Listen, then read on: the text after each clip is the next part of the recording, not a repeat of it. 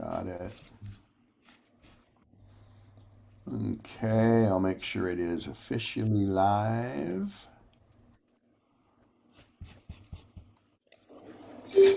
Yes, it is. Perfect. Okay. All right, welcome everyone. My background today is where I'll be here. I leave for Zermatt in Switzerland. Wednesday I leave. Hopefully, if my COVID tests prove to be negative. Oh, Al is here. Wait a minute. What? All right, man. Hey, Al. Hopefully, you got my links, my email links. I appreciate it.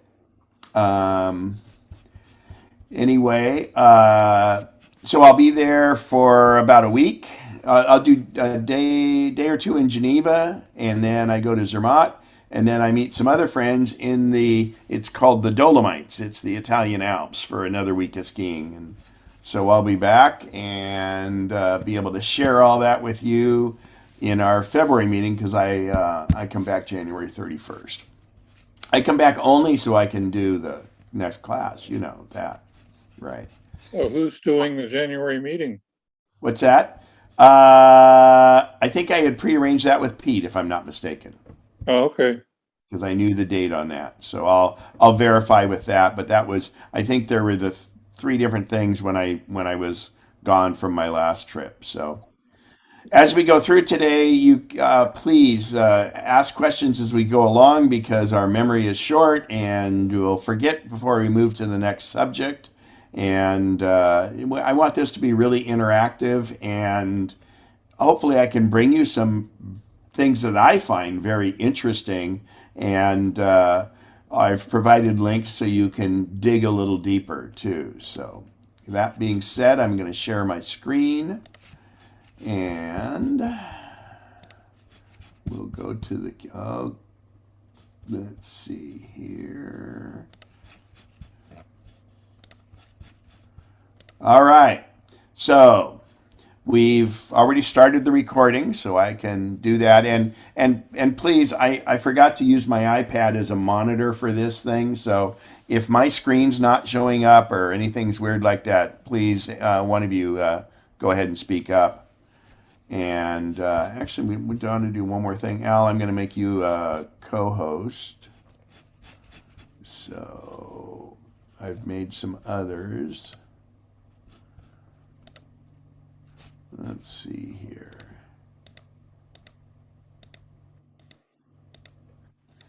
And Al, are you on your computer or are you on a Yeah, phone? yeah, I'm on my computer. Okay, good. Like I said, I've got like about a 45 minute to an hour window.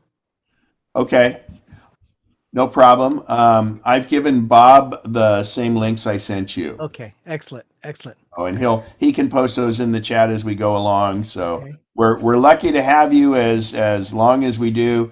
Al puts together the links and he finds more stuff as I'm describing something and puts it in the links. So he's got a prior commitment he needs to get to, so he'll get through quite a bit of it. And then Bob has the remaining links he can post in the chat, and Bob will do a great job. But man, I'll tell you, nobody does it like Al does. So. As we go along, I'm going to talk about what we're going to look at today, and then I'll go in and just highlight some other stuff. So, new technologies. This is really about not just Apple stuff. It's other stuff that's going on out there. And I like to do this every so often because to me it's very intriguing and it's really nice to know what might be coming around the corner. So that way you can be somewhat cognizant when people are talking about certain things. There's all these buzzwords and all that other stuff. So, but more than anything, it might provoke you to dig a little deeper. So anyway, first is I'm going to do a little update. I'm going to talk about my trip, but then I'm going to also update traveling with COVID because I know a lot of people are starting to travel a little bit more. We're going to talk about what is the metaverse. Many of you have probably heard about the metaverse, so we'll talk about it briefly. We're going to show you a monkey playing Pong with only its brain, with no joystick. We're going to talk about how that leads to certain medical breakthroughs that are really amazing. We're going to talk about bots. More on that later. We're going to talk a little bit about iPhone augmented reality and how that ties into the future with what we'll be seeing from Apple soon. We're going to talk about this thing I found, and it was just happenstance that I found this, but it's, my guys, the best automated deadbolt ever for your home. And we're going to do a brief thing about electric cars in general, but show you what strides have been made in self-driving recently and what to expect on that. Again, as we go through, please don't hesitate to ask any questions.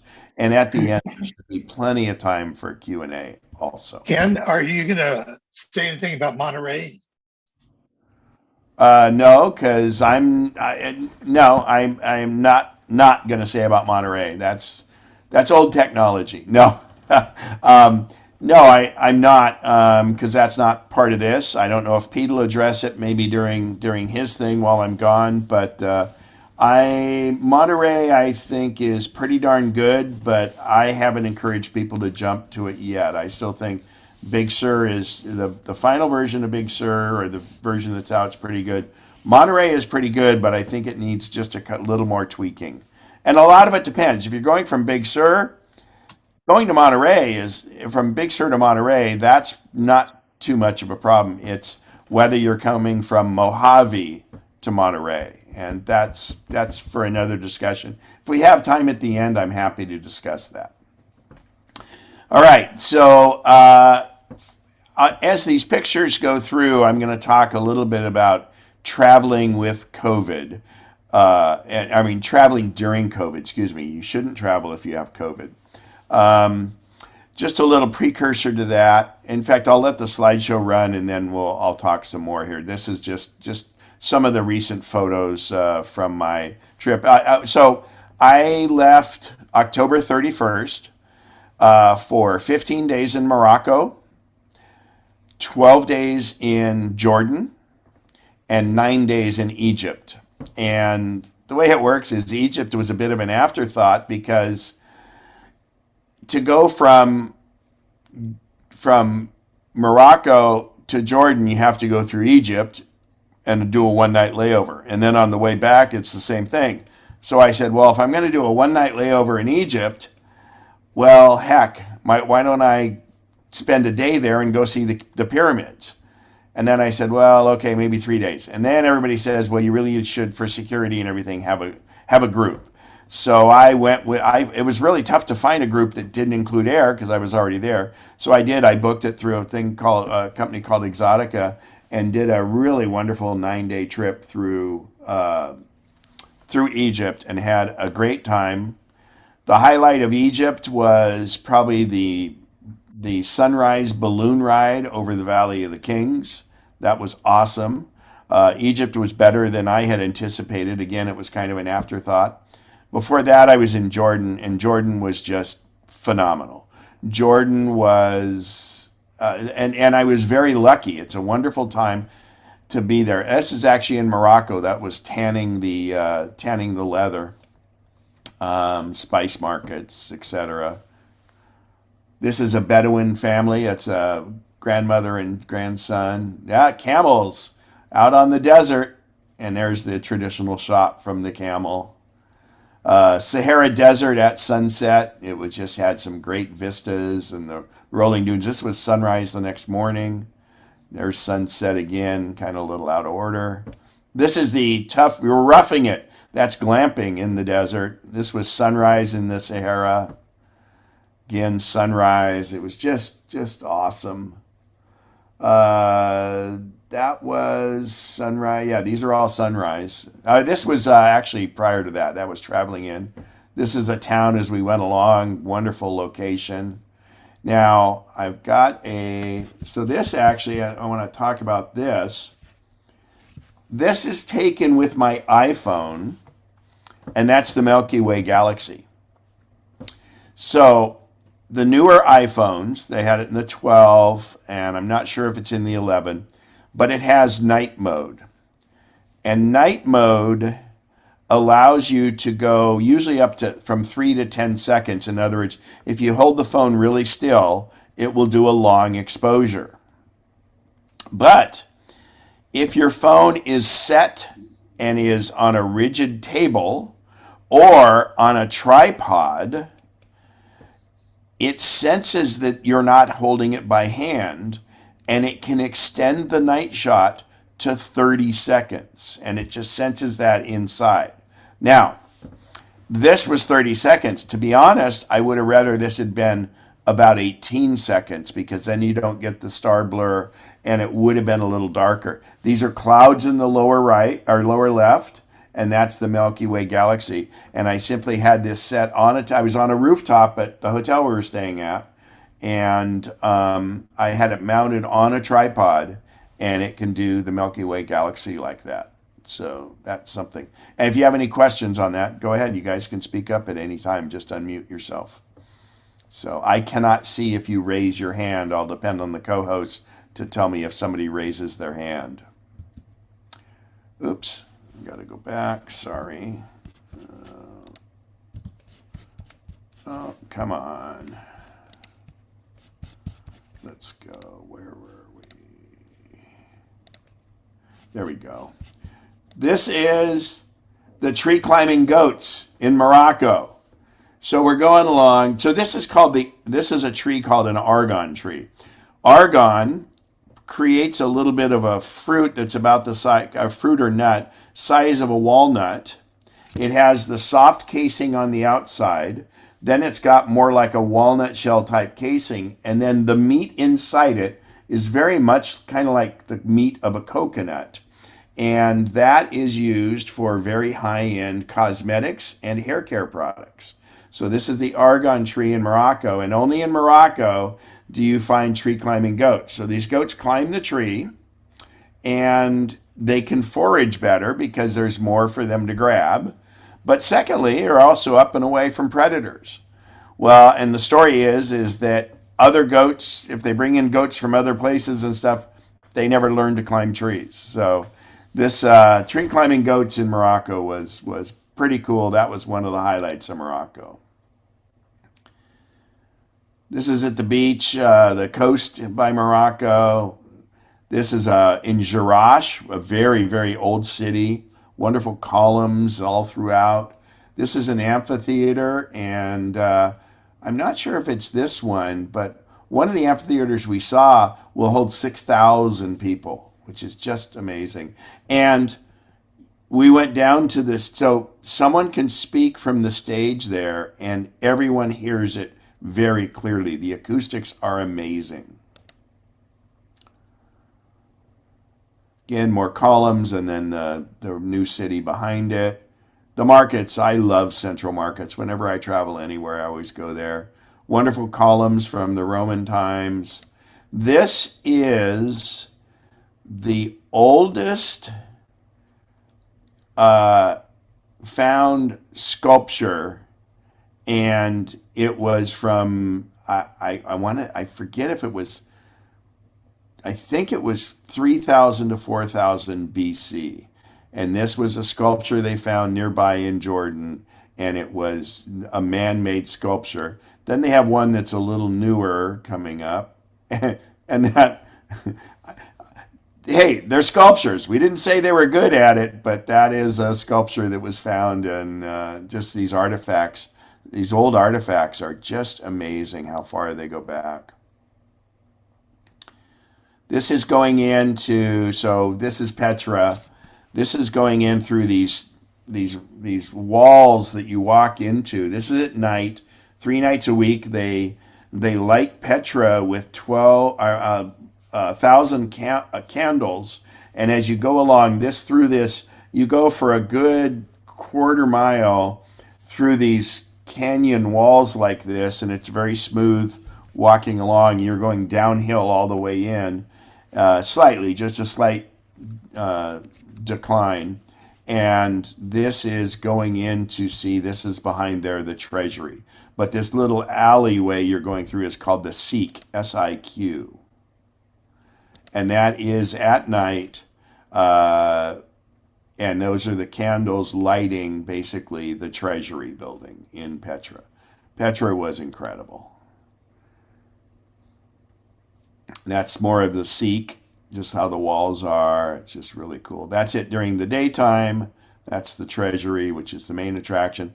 So the interesting thing with Petra is the Romans and the Romans and the Greeks all built things up, columns and things like that. Well, in Petra, everything is carved out of rock. They didn't build up, they actually took away. And this is an amphitheater they had. Yeah, there's some columns here, and I think that has to do from later in time. But when they did it, and these are caves inside there, they have homes. There are 6,000 essentially buildings, we'll call it. But again, they're not built, they're carved out. And it's all over Petra. Petra was amazing. It was my reason for going on this trip, and I had high expectations, and it did not disappoint. Ken, this is Bev. Did they address ventilation as you dug your rooms into the rock? Did they have vent holes going up, or? Yeah, good question. So what they had is in the areas where in the rooms that they cooked and stuff, yes, they had ventilation going out, and in many of them you could actually see where there was charring from the smoke and stuff above it. This picture doesn't show it, but most of it is fairly red. So, but the rock, but this one isn't. But yeah, that's how they dealt with it. They had a kind of a separate room in the homes for that, which actually is true in the ones that they built up, because we were in a lot of riads. So did the rooms go 1 and 2 and 3 rooms deep, like gunshot architecture in Louisiana, or shotgun, I guess they call it, where they go in deep, or because it seems they went in. No, they did, instead of going in deep, they went more lateral with it. So you'd kind of have an overhang area, and then you'd have rooms like that.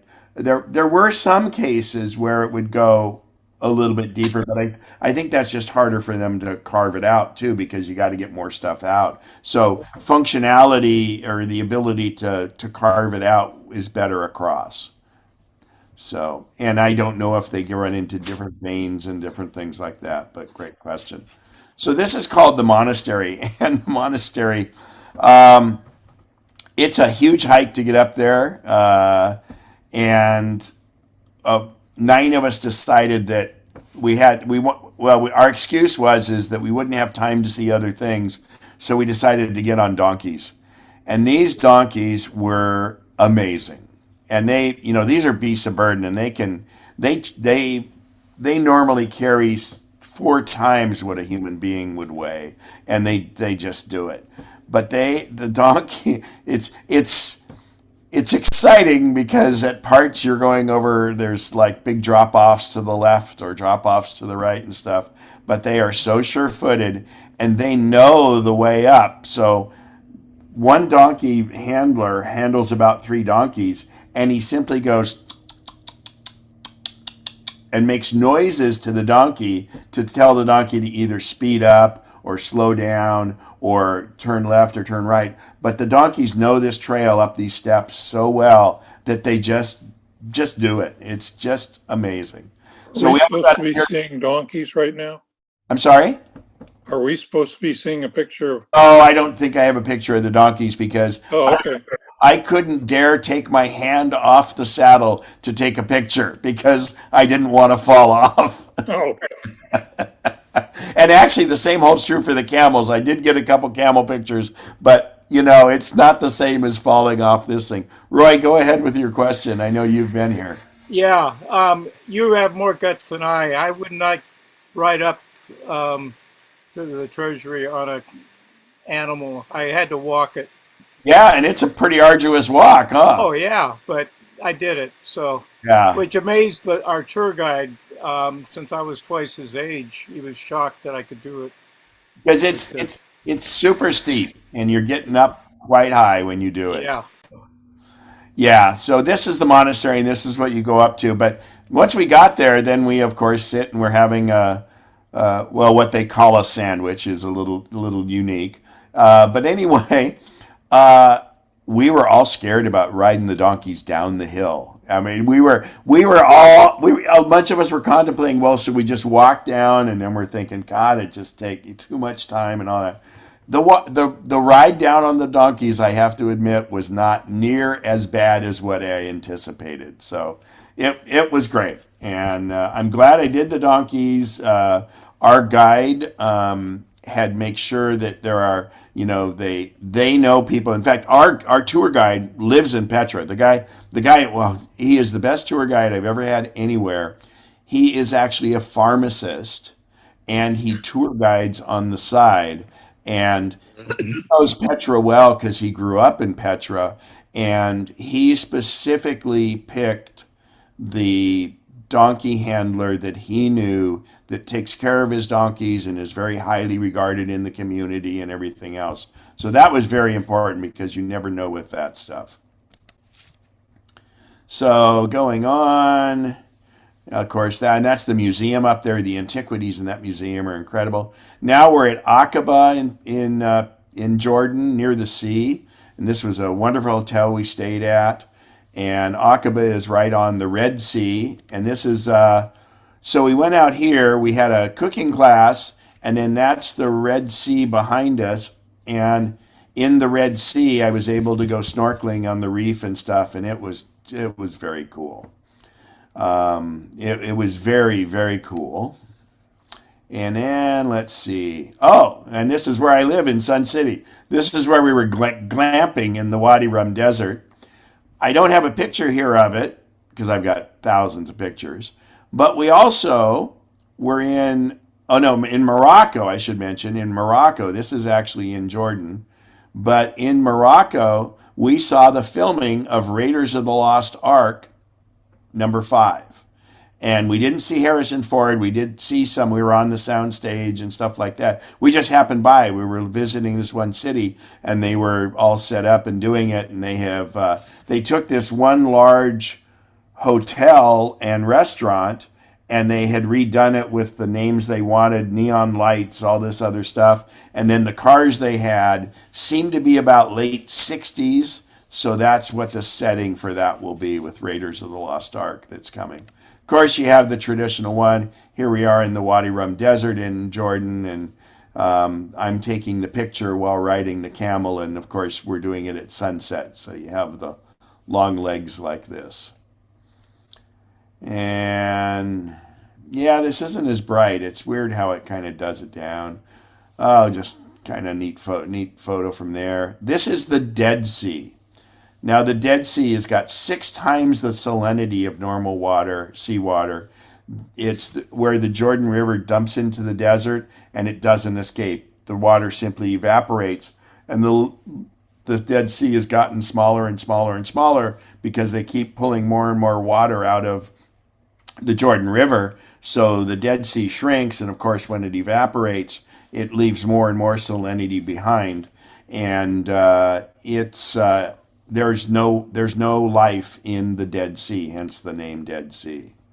So again, a couple more shots of it as from the bus as we're going along. This is from this incredible hotel we were at. This is their big round circular infinity pool, and that's the Dead Sea in the background behind it. Then I went down to the Dead Sea, and the Dead Sea, so they have, and the water is crystal clear, which is what's amazing. So they spread the Dead Sea mud all over you, and you let it sit for 10 minutes until it dries. You go in and rinse it off, and so I think I've got a shot here in the water. Look, you are so buoyant that you're way up in the water. In fact, when you put your feet down, you have to resist the urge to tread water like you normally would. And once you do that and you can hold still, you're floating. In fact, your arms and your armpits are out of the water. You're almost top heavy because it is so buoyant. But it was great. And then when you get out after you've gotten all the mud off, they take salt from right there that's in a little channel, and they do an exfoliant on you for it. This is 14,000 feet below sea level. Oh, pretty amazing. Roy, I hear you're unmuted by your fan. Did you have something? I was surprised to see you barefooted because I wore something on my feet because that salt, the rocks, and they hurt your feet walking out. So I'm just shocked. Yeah, right where we were by the hotel, there was, I should have taken sandals down. I wish I had, but it was it was only like 5 feet, and then it was sand. So pretty lucky. We were at the Kempinski Hotel, which was amazing. So this is Ramses II statue. This is very, very. This is the night show or the light show at the pyramids. And that's the Sphinx in front and the large Giza pyramid in the back. Just really cool.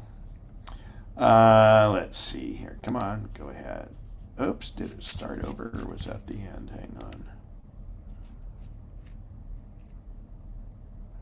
Yeah, I think that was the end. So let me go back here to the beginning. I have a little story. So this is in an area called Volubus. Oops, hang on. So we were there in Volubus. So this is back in Morocco. And Volubus is a very old structures, and as were most of the stuff. So I don't know if you're aware, but Morocco is essentially right below Portugal along the Strait of Gibraltar, and Morocco has the Pacific Ocean and the Atlantic Ocean and the Mediterranean, and so in World War II, when the German Rommel was going and trying to go through North Africa, he came down through Italy and then Egypt. The Brits came through, they came to fight it. The British came to fight it through Tunisia and Algeria. And the U.S. landed on both in Morocco to cut across the desert to go after Rommel, and that was George Patton. And they did both the Atlantic and they did it from the Mediterranean. Well, this little area in Volubus, while we were in this one spot, not this one, but in another spot, he had us standing there, and then he brought up on his phone, he had a video clip of the movie Patton standing right where we were standing and giving a big speech. And it was exactly that, and of course that's where they filmed it. And historically, it's where he went through. But one little aside that I thought was kind of funny is we had a young social media influencer, and her mother were traveling with us, and she was very nice. She did a great job, but she has quite a few followers because she's a anime person. But anyway, the girl spoke up and said, "Well, Patton, what? I don't know that movie." And so I decided that I would pipe up real quick, and I said, "Oh, everybody, don't give away the ending." So anyway, the guide got it, and a few other people got it, but obviously the girl that hadn't seen the movie, because we know it was World War II and we know the ending.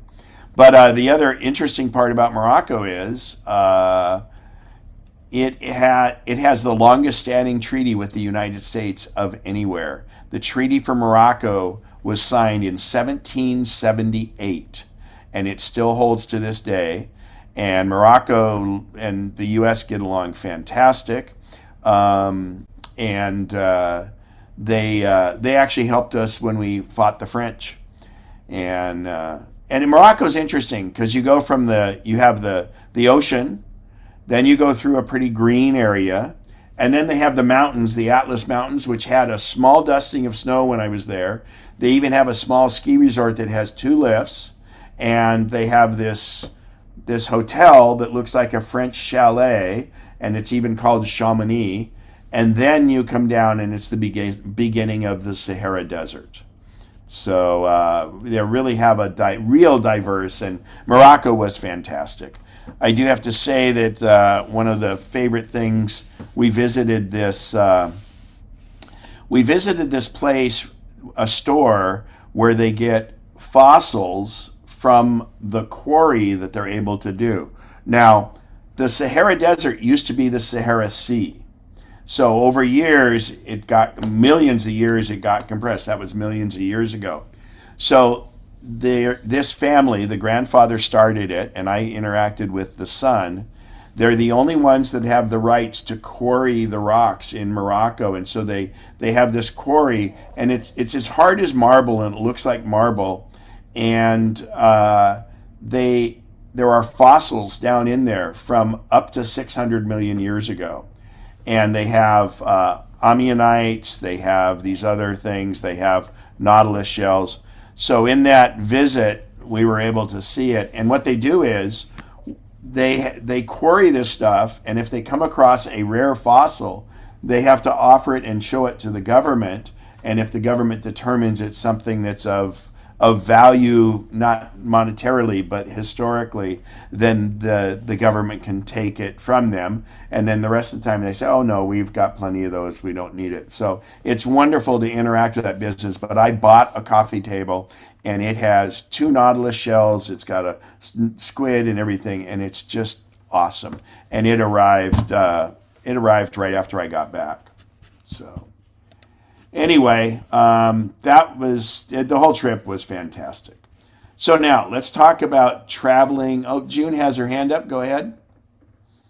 I went and got my phone, and I'd like you to tell me how to do the night mode on my iPhone 12, please. Sure. So if you're not in a dark room, it won't work. But what you could do is put your hand on the back over the camera. Okay. And let's see, hang on. I've got somebody here that needed a link to the meeting. I'm sorry.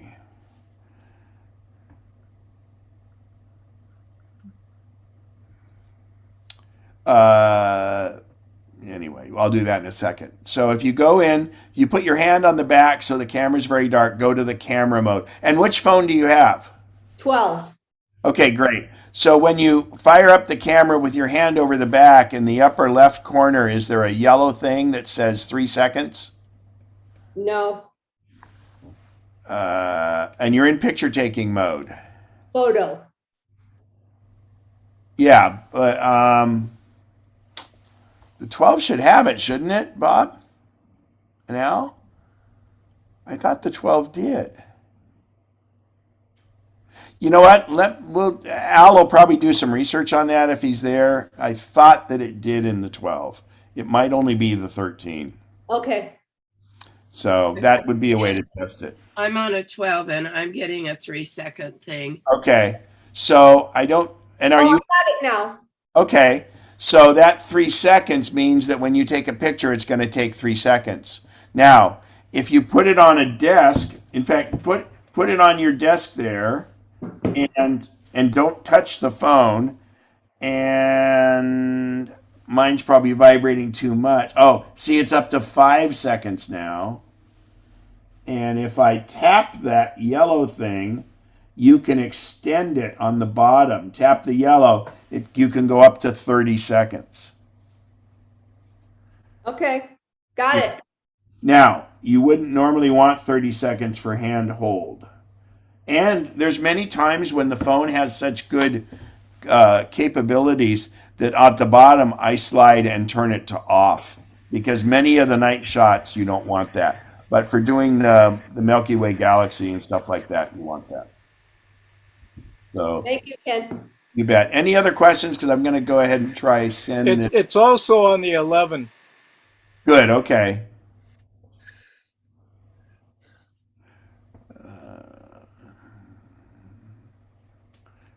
Any other questions from anybody while I'm trying to get this link for the meeting to someone that can't find it? Okay.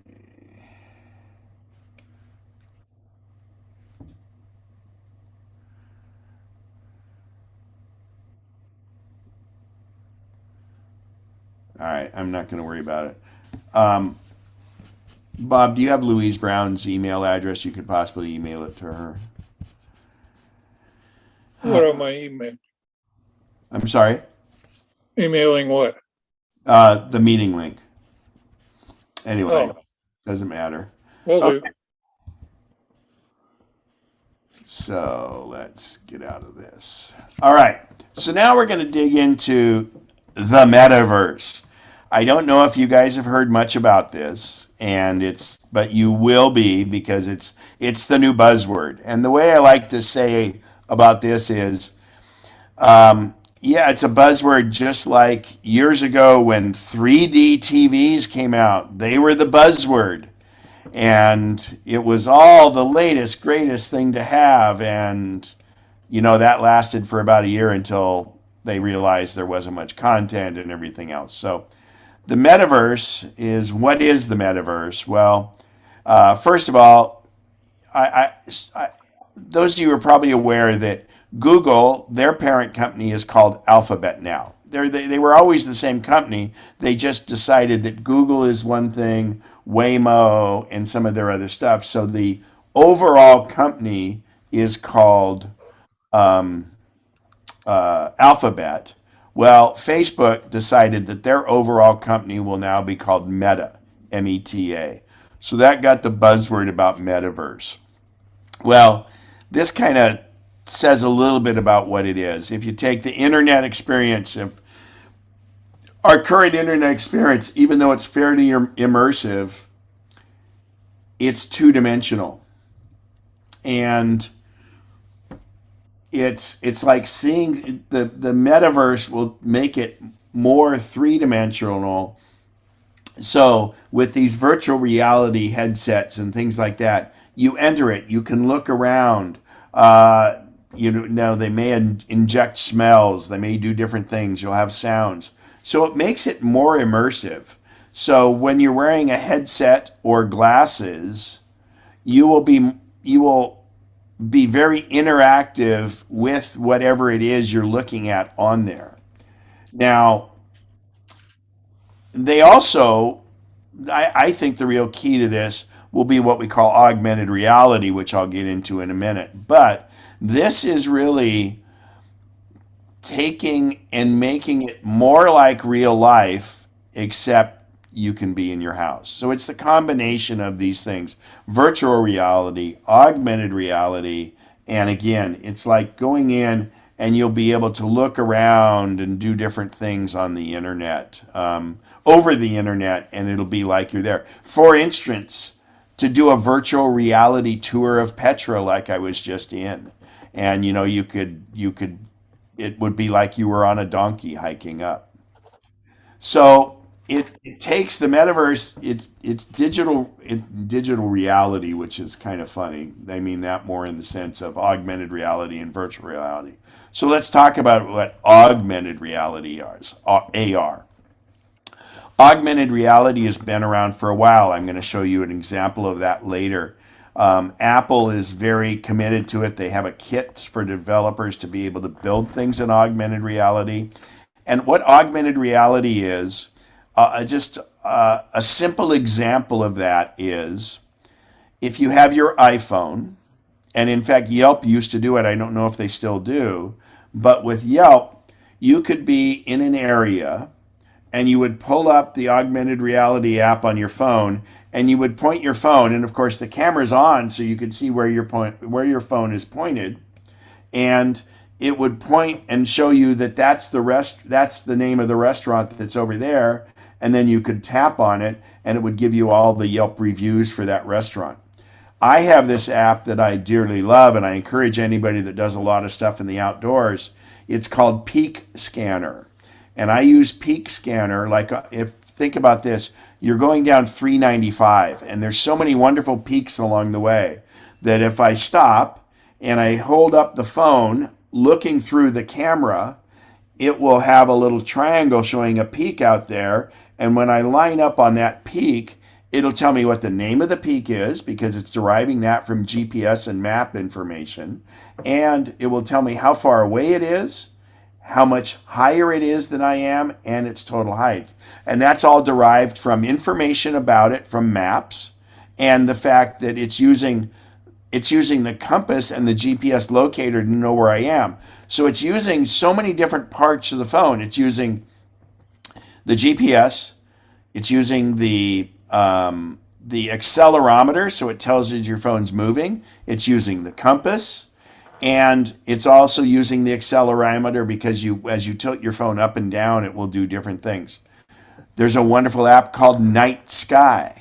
Night Sky is wonderful. If you go out in the night, you go up and you hold it up and you see the stars you see. Well, you're looking through the phone and seeing those stars. And then there's an overlay that says, oh, that's Sagittarius, or that's the Milky Way galaxy. And those overlay it right on what you're looking at. So augmented, that means adding to, that's giving the information over the reality of what you really see. So I'll have an example of that in a minute. Now, virtual reality, which is the next part of this metaverse, virtual reality is instead of using your phone and looking at what you're looking at there, it's a whole new thing. In other words, from my couch, I could be in Petra, or I could be in Morocco.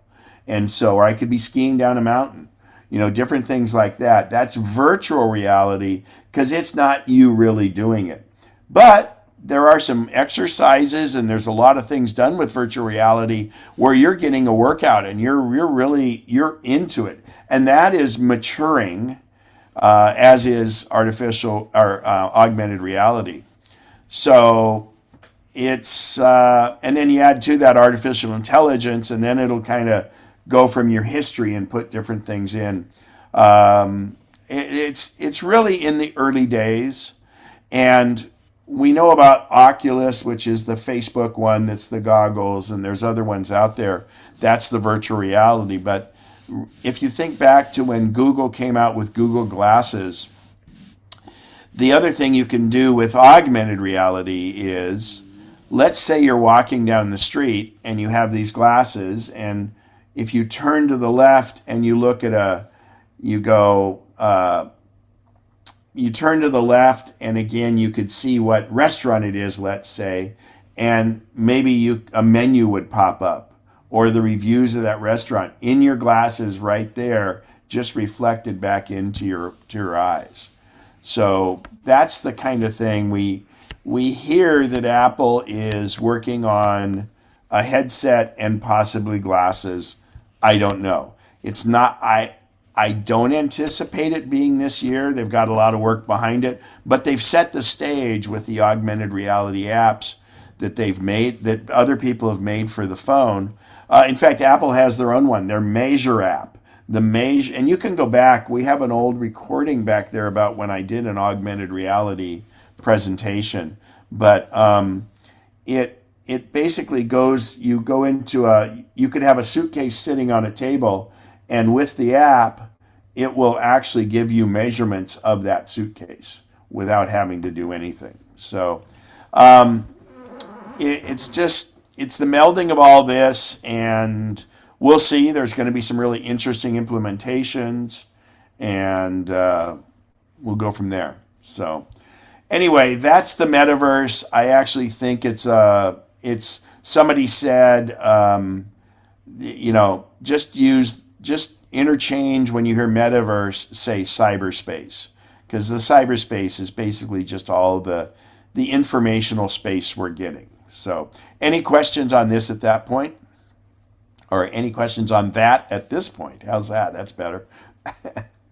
All right. Let's see here. So I'll explain this first a little, and I'll probably start and stop it. This is pretty amazing. So what this is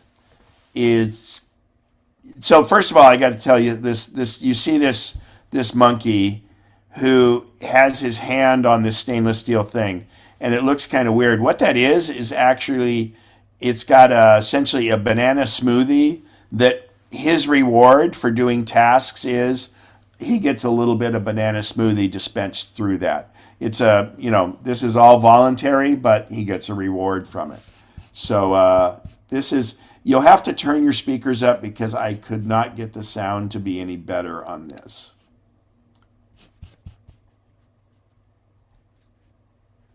This is Pager. He's a 9-year-old macaque who had a Neuralink placed in each side of his brain about 6 weeks ago. If you look carefully, you can see that the fur on his head hasn't quite fully grown back yet. He's learned to interact with a computer.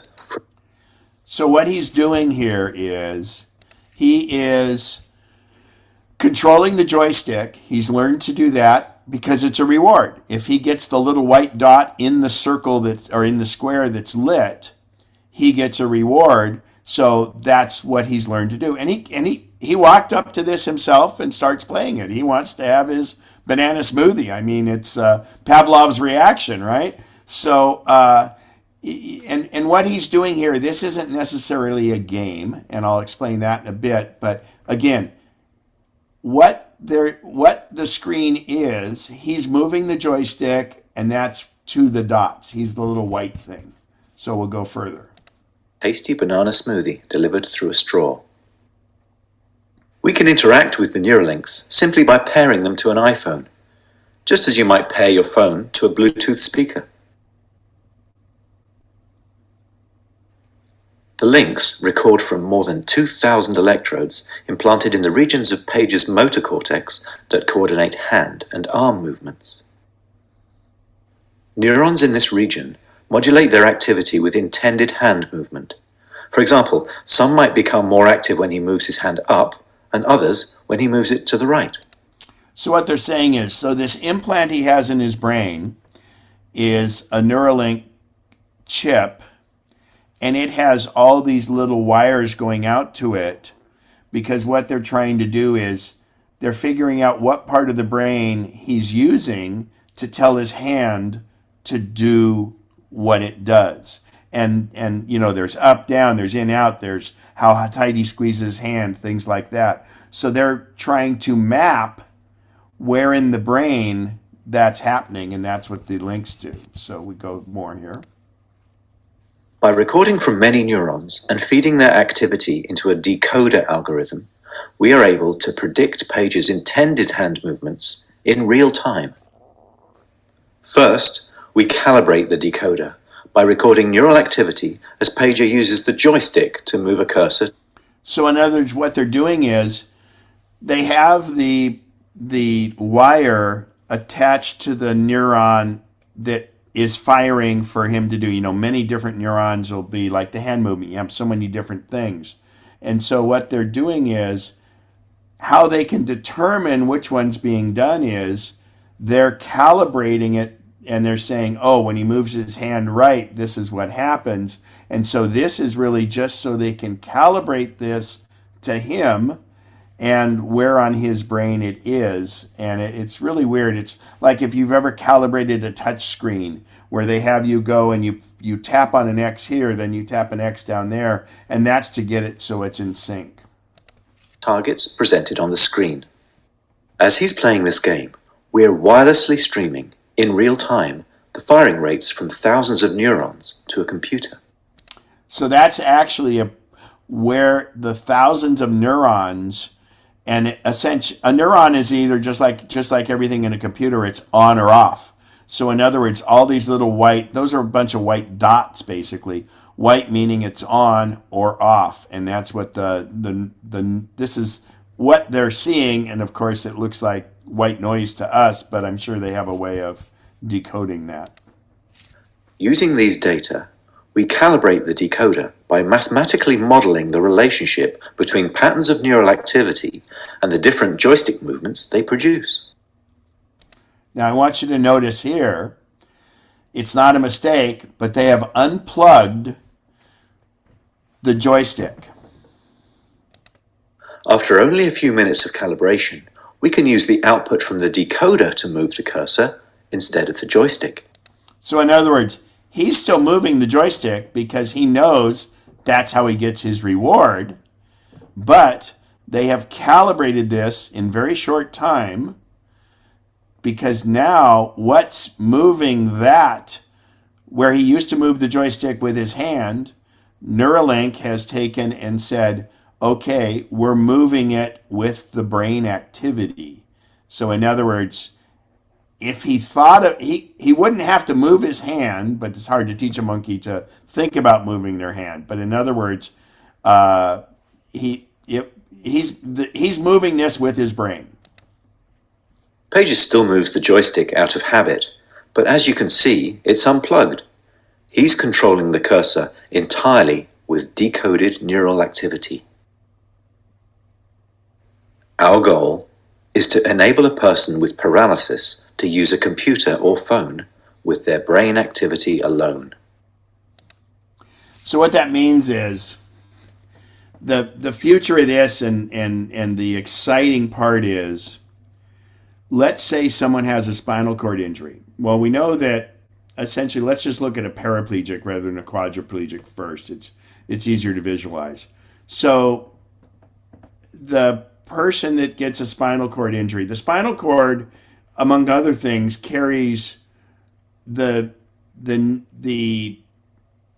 information from the brain down to the legs. And then in the legs, of course, the muscles are stimulated by the neurons, and the energy that gets to the muscle just needs to say, okay, do this. It's not that the electrical charge makes the muscle movement, it just initiates it. It's like a switch going on and off. So with a spinal cord injury where the spine's been severed, the problem is that communication never happens. The legs still have the ability to do it, and the brain still has the ability to do it, but there's the communication path is broken. It'd be the same as somebody coming and cutting the cable to your TV. Your TV still works. The TV station is still broadcasting over the cable, but you don't have that cable any longer. So what the Neuralink is looking to do, and you can see it by this, is they implant it in the brain so that will pick up the signal, and then they'll have a subsequent one by, let's say, the right leg, and it'll be one that's down below. So basically they would put a place across it. So what this does is the two Neuralink chips could communicate, and in fact, it'd be more like if you cut the cable and now you have Wi-Fi instead of the cable, be able to get the signal over it. So these would communicate, one chip in the brain, one chip down below, and it could distribute it to the different things. So again, he said their thought is to take somebody with problems to be able to manipulate a smartphone, for instance, with their hands. Now, it's pretty darn amazing, and it's not too far in the future, it doesn't look like. Because they wouldn't be able to move a joystick, they would calibrate the decoder by imagining hand movements to targets.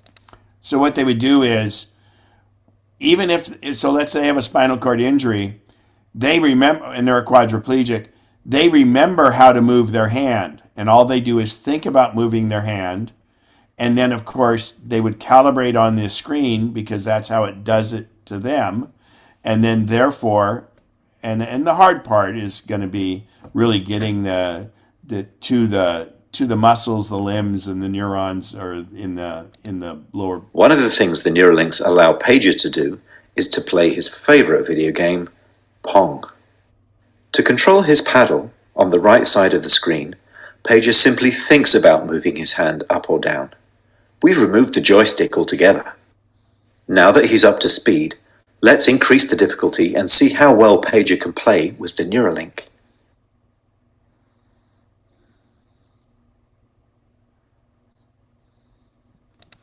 To me, that's just amazing. So again, what's happened here is he likes to play Pong. He gets a reward for playing Pong, and he probably gets an award when he hits it, but not when he doesn't, kind of thing. So he plays Pong, and this is all done with his mind.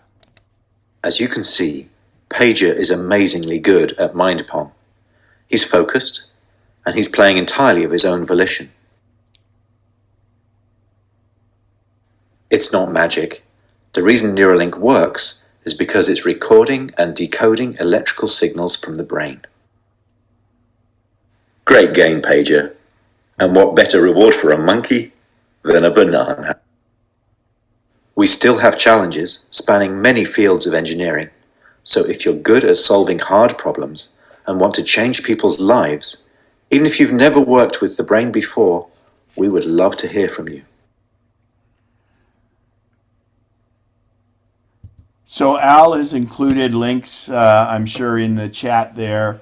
And this is the Neuralink. Neuralink is another Elon Musk company. I mean, there's going to be a lot of emphasis on Elon Musk today, just simply because he's just amazing in what he's getting out there. There are other companies doing this, but Neuralink seems to be farther along than most. So, Al is gone. I'm sorry? Al has left. Okay, well then Bob's putting the links in then. So, and we'll get those, you'll be able to get those at the end, and we'll put them in a PDF.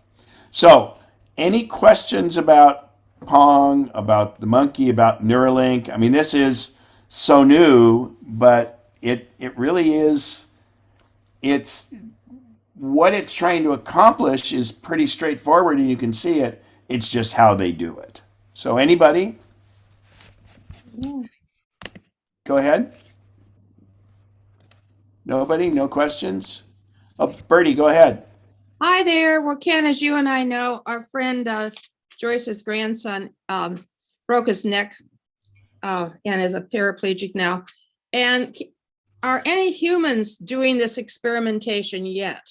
Oh, no, absolutely not. We're a few years back from that. Well, I'm ever hopeful, but thank you so much. I'll give his father this link. Thanks, Ken. Yeah, and to that, and that's a really, and also the other thing this is for, there's thought along the way that this will help people with certain sight impairment that are blind for certain reasons to do that. But actually, let's talk about the blind people too for a second. Is when we talk about augmented reality and virtual reality, that has the ability to like speak and describe things to people, because I do a class for sight impairment, but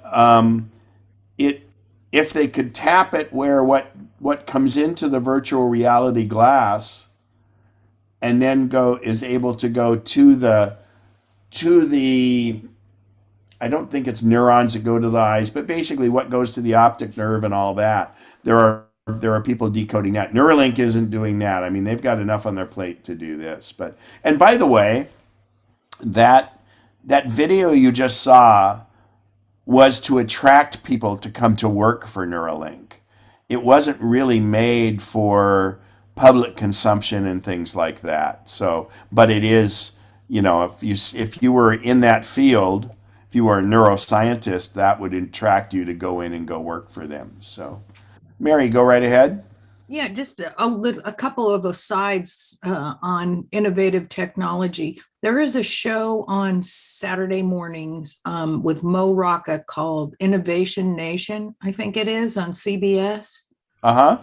And they have, it's out of the Henry Ford Museum, and they always have some weird new things that you haven't heard of, or just looking back at some old stuff.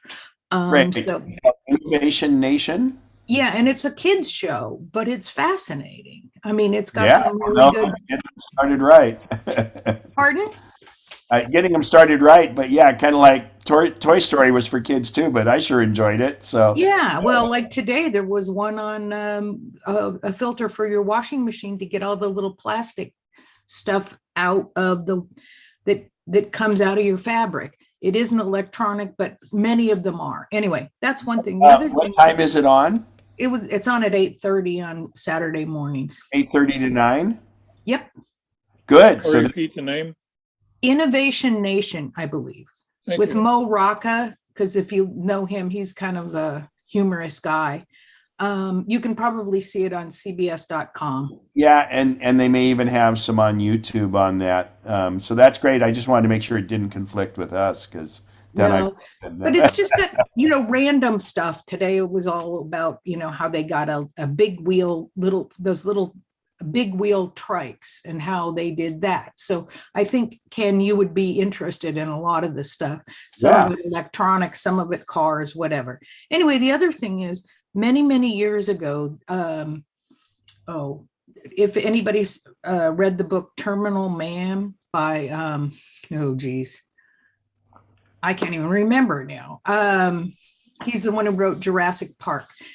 At any rate, it is about putting stimulus receptors in your brain.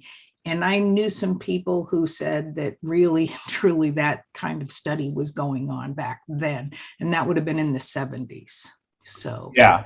if you read Terminal Man by Jurassic Park guy, it's and there was a Dr. Lasagna, seriously his name, working on that kind of stuff. So it's just kind of a fun thing to look at. But I would also advocate that Innovation Nation for your kids or grandkids or whoever, just to spark some interest. And they always do a vocabulary section too. So it's really quite entertaining. Anyway, that's it for me, guys.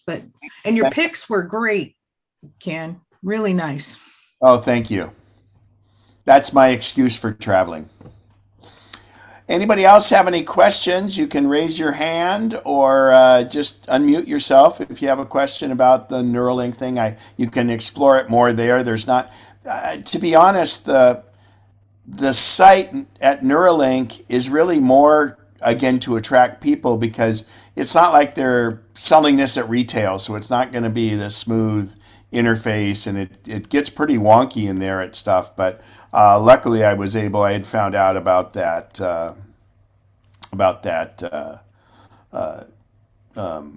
monkey thing. I forget how I came. I think it was actually in the Tesla community. Somebody had put it up. So, all right, let's see here. So, going from that to bots, B-O-T-S. Bots are short for like robots, but that's kind of the new vernacular for it. So, this was part of a presentation that was not really a public consumption one. I forget where this was, but Elon Musk brought up, and it makes sense. And I have a clip that I'll play, but basically, for factory work that doesn't require a lot of changing things around and different things like that, repetitive stuff, like putting tires on a car in a factory. Those are the kind of things that will lend itself to, well, first of all, we worry about with humans repetitive stress injuries. In other words, you're doing the same thing all the time. For instance, I used to windsurf, and a lot of people in the windsurf sport would get carpal tunnel syndrome from hanging on with great strength to the booms as you're sailing and stuff. So repetitive stress is not how the human body is really set up to do. So doing certain tasks can cause repetitive stress injuries, and they're one of the highest worker comp claims that there are.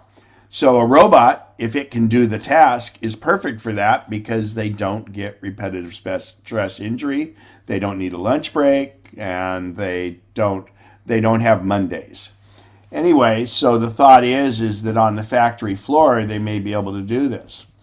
Well, the thinking is that because Tesla is developing visual, using cameras, self-driving, and autonomy, they might be able to do a robot with that. And of course, they would have a rechargeable battery pack and things. And again, this is not at all related to Neuralink. So there's a little presentation here, and I want to show you that. And let's see. All right.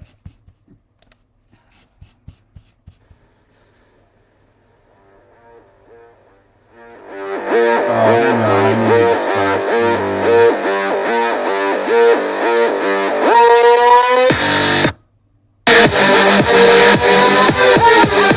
Here we go.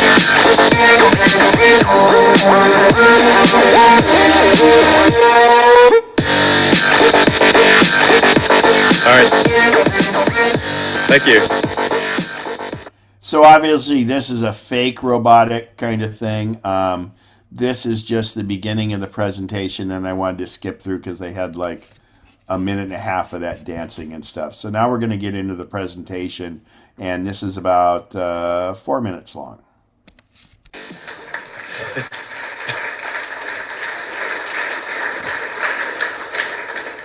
Now, unlike Dojo, obviously that was not real.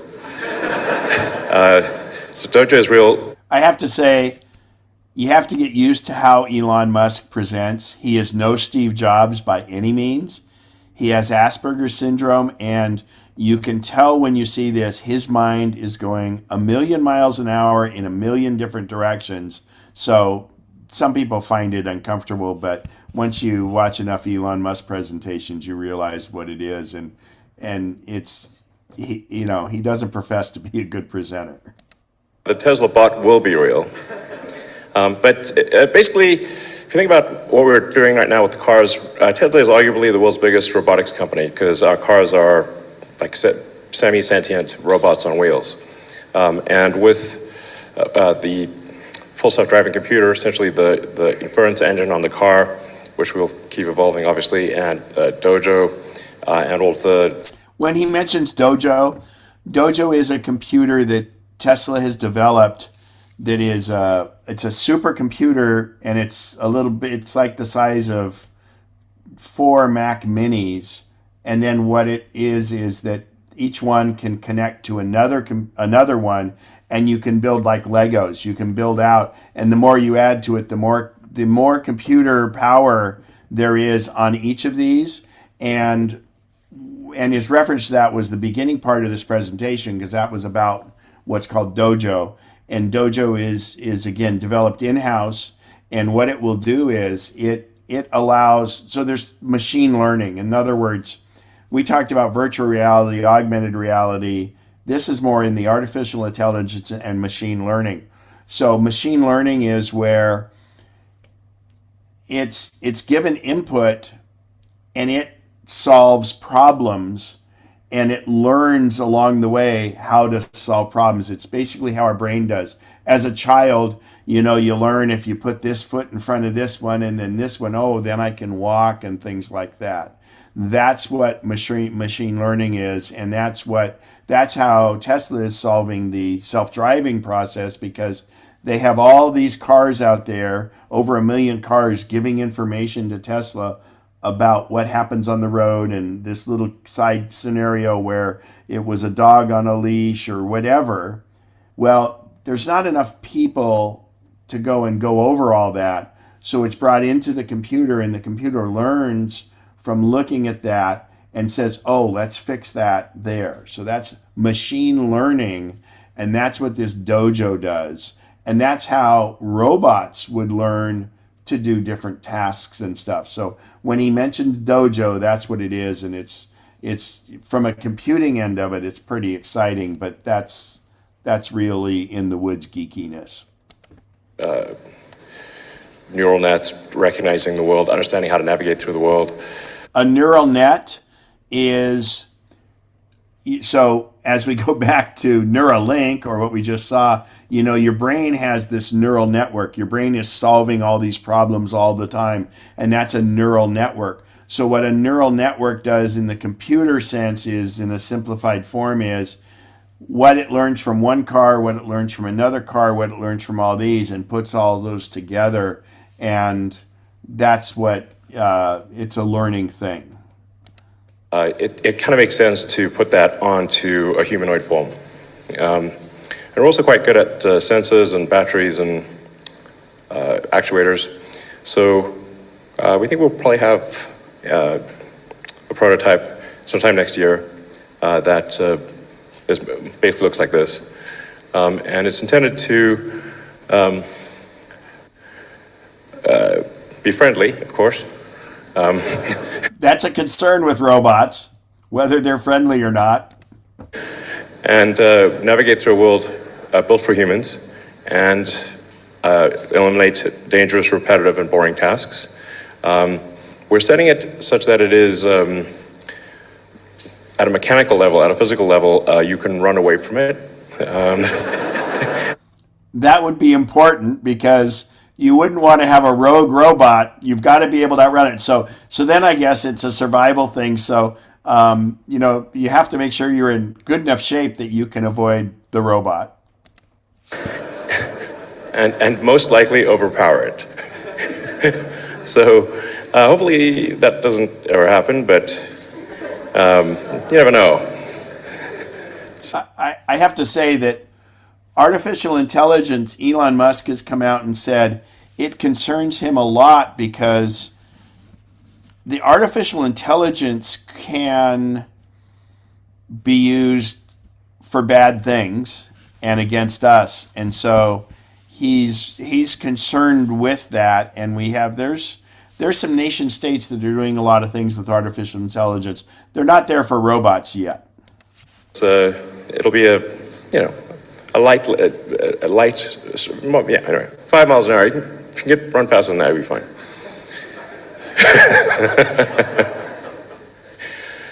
So, yeah, it's around 5'8".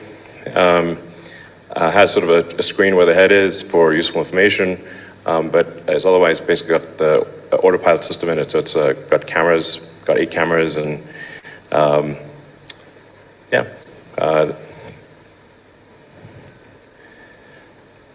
full self-driving computer, and making use of all of the same tools that we use in the car. So the idea here is they're figuring out autonomy, in other words, for the car to drive themselves.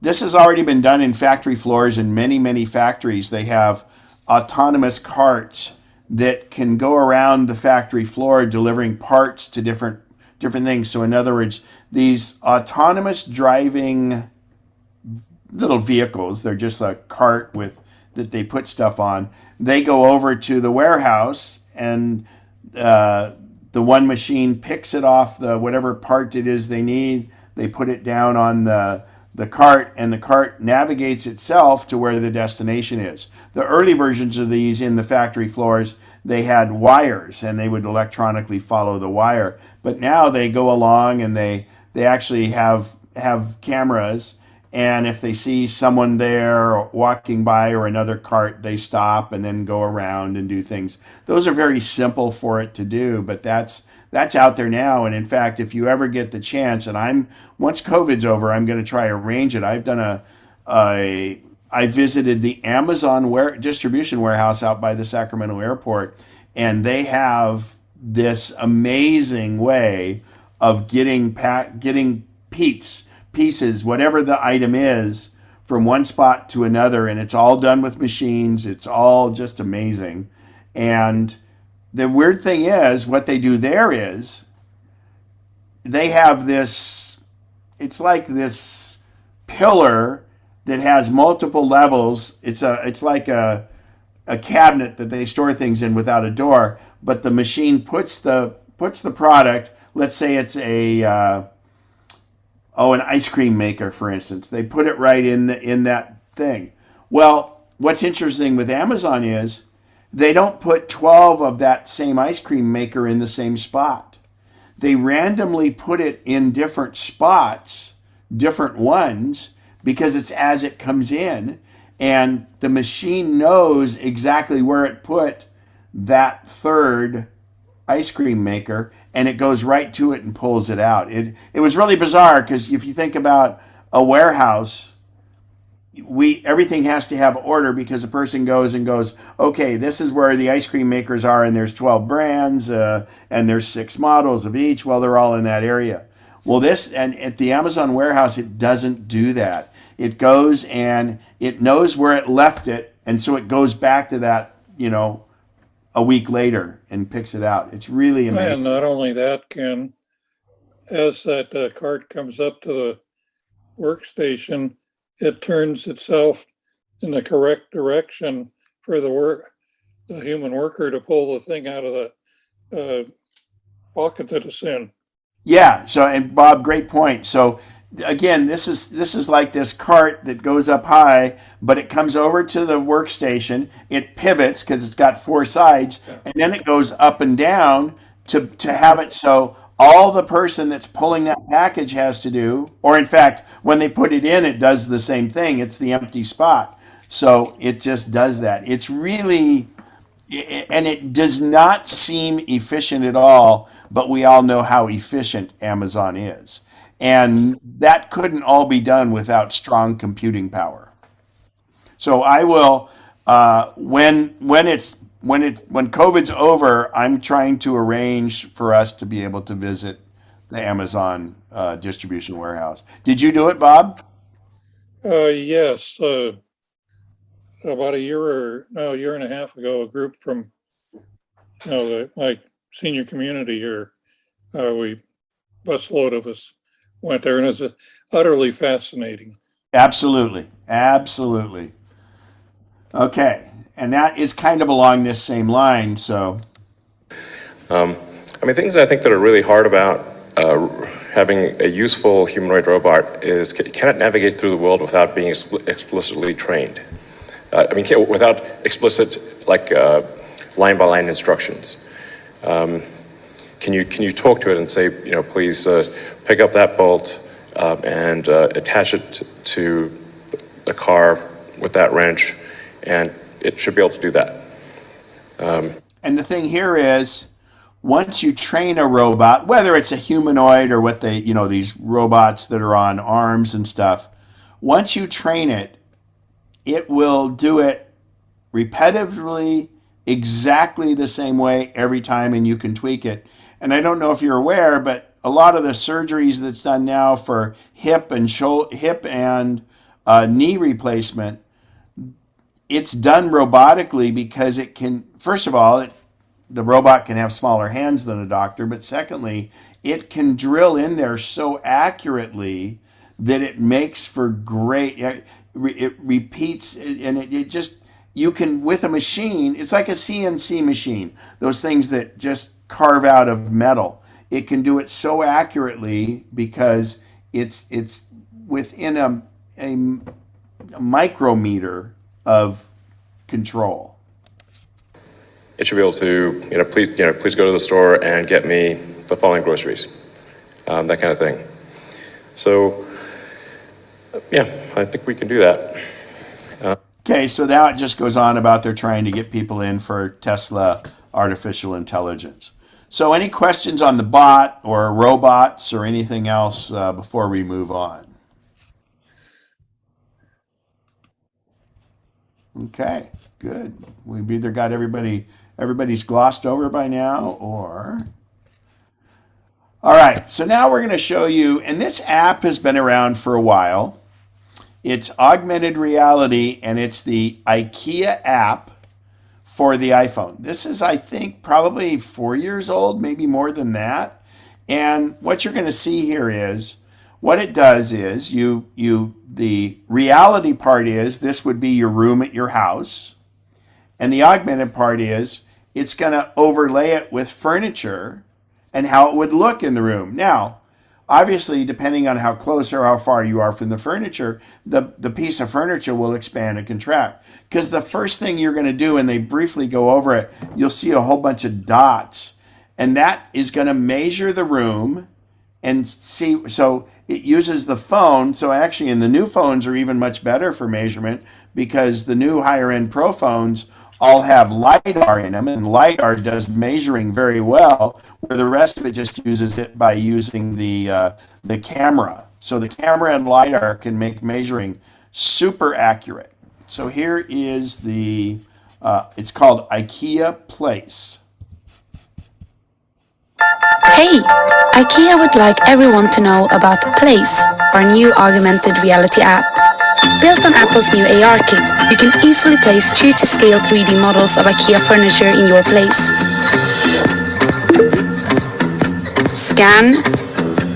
So the scan is again to get the what's there, and that also gets it so that it can know the size, because obviously the size of the room needs to be known because it knows what the size of the furniture is. Browse. Select. Move. So not only can you select the furniture, you can move it around how you want. Place. So that could mean less of this. And less of this. And probably more of this. We want to make it easier for people everywhere to imagine a better place. Share this place. And this place. Try place in your place.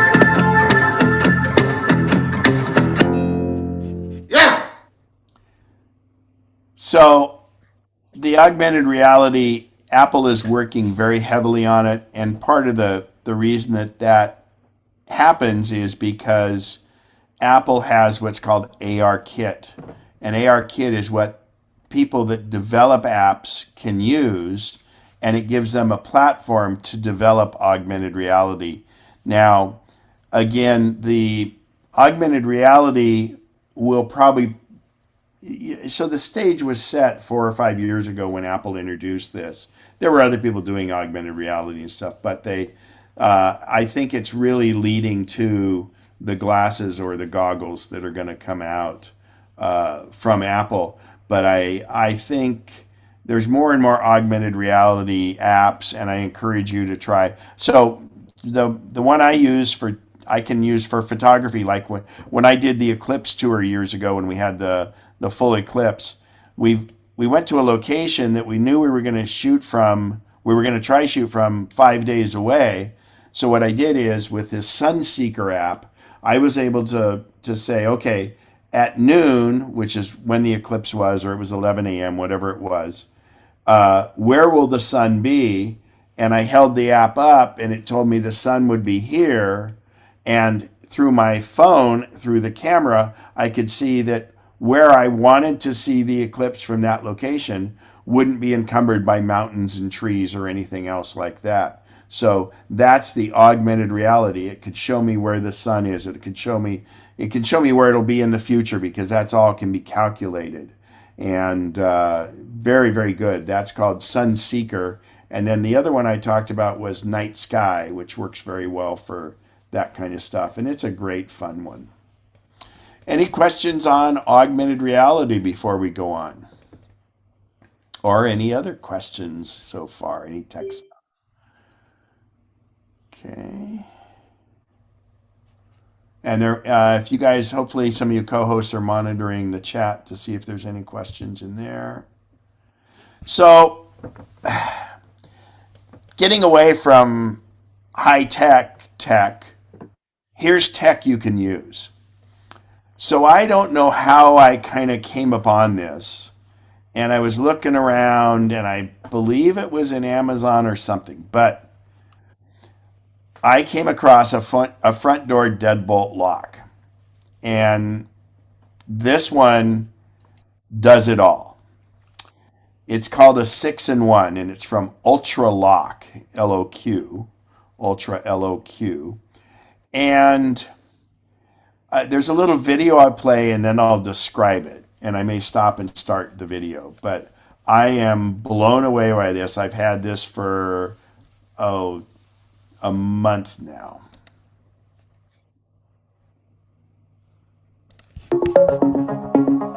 Modern home security means flexibility. The UltraLock U-Bolt Pro 6-in-1 Smart Deadbolt has features like 360-degree live fingerprint ID, phoneless entry for the ultimate flexibility. So the first thing here is it's got a fingerprint reader on it. So actually I should say, so in UltraLock, which I'll go over in a minute because I'm going to pull their website up and stuff, they have essentially different models. It's more like you can buy the base model and then you can get one that has this feature on it. Then you can add this feature. You can add, so they have different, they're not this, you don't buy it and then add features to it. What it is they have different levels and you can get different things you can do to it, but it's all based on the same lock. So the first one is pretty much a fingerprint. Then this is where if you get the Wi-Fi repeater, you can unlock your door from anywhere in the world because it's connected to the internet. and keyless features like auto lock.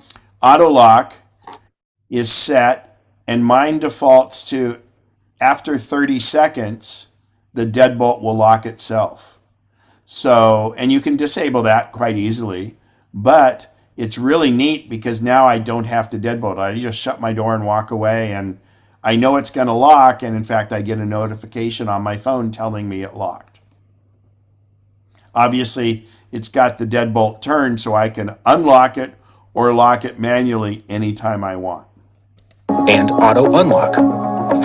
Auto unlock is a little bit bold, and what it does is now, and this is very secure because only people that you've let connect and sync the Bluetooth to the lock does it work. So in this case, she's approaching the door. She has her phone in her purse. And remember, Bluetooth has less than 100 foot of range.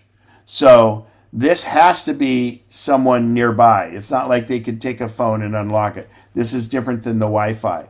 So you would have had to pair your phone to the lock, and then it's as you approach the lock, if you have the Bluetooth turned on, the door will unlock automatically.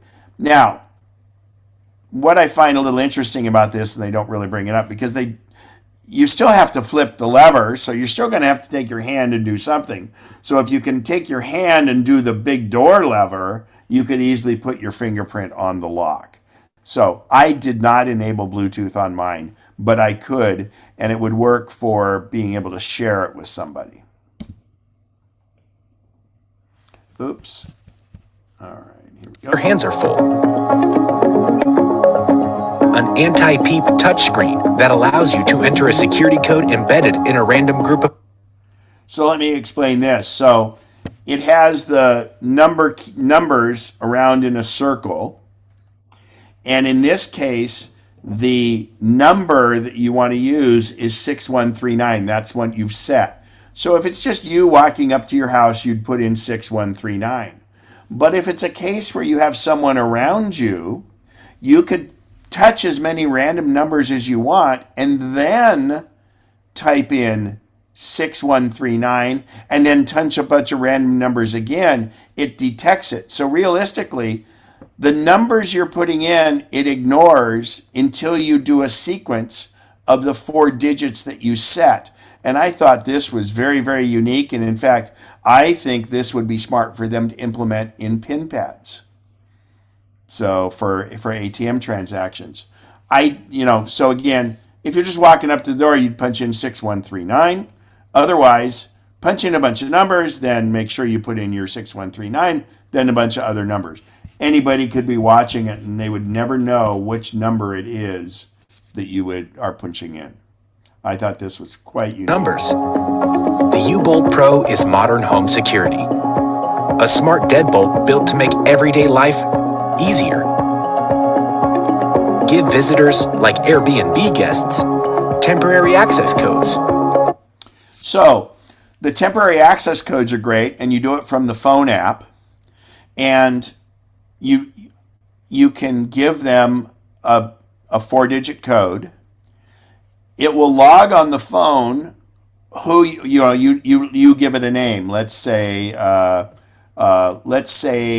it's your house cleaner. And if you have a house cleaner and you put it in, you give them a house cleaner code.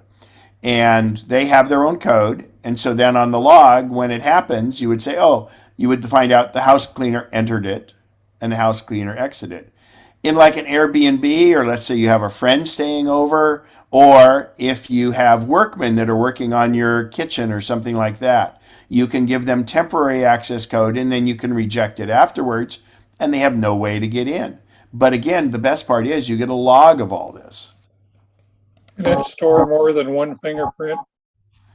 I think so, Bob, and I'll check while we're watching this. I'll pull mine up, actually. Good question. UTech.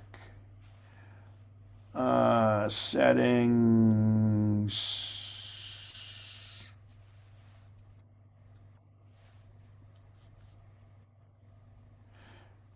Yeah, you can add multiple users, and I don't even know if there's a limit to it. So yes. And then, of course, then when it reads the fingerprint, it will, it's part of the log again, too, as the So administrator. you and the wife or whatever both could. Correct. Yeah. Yeah.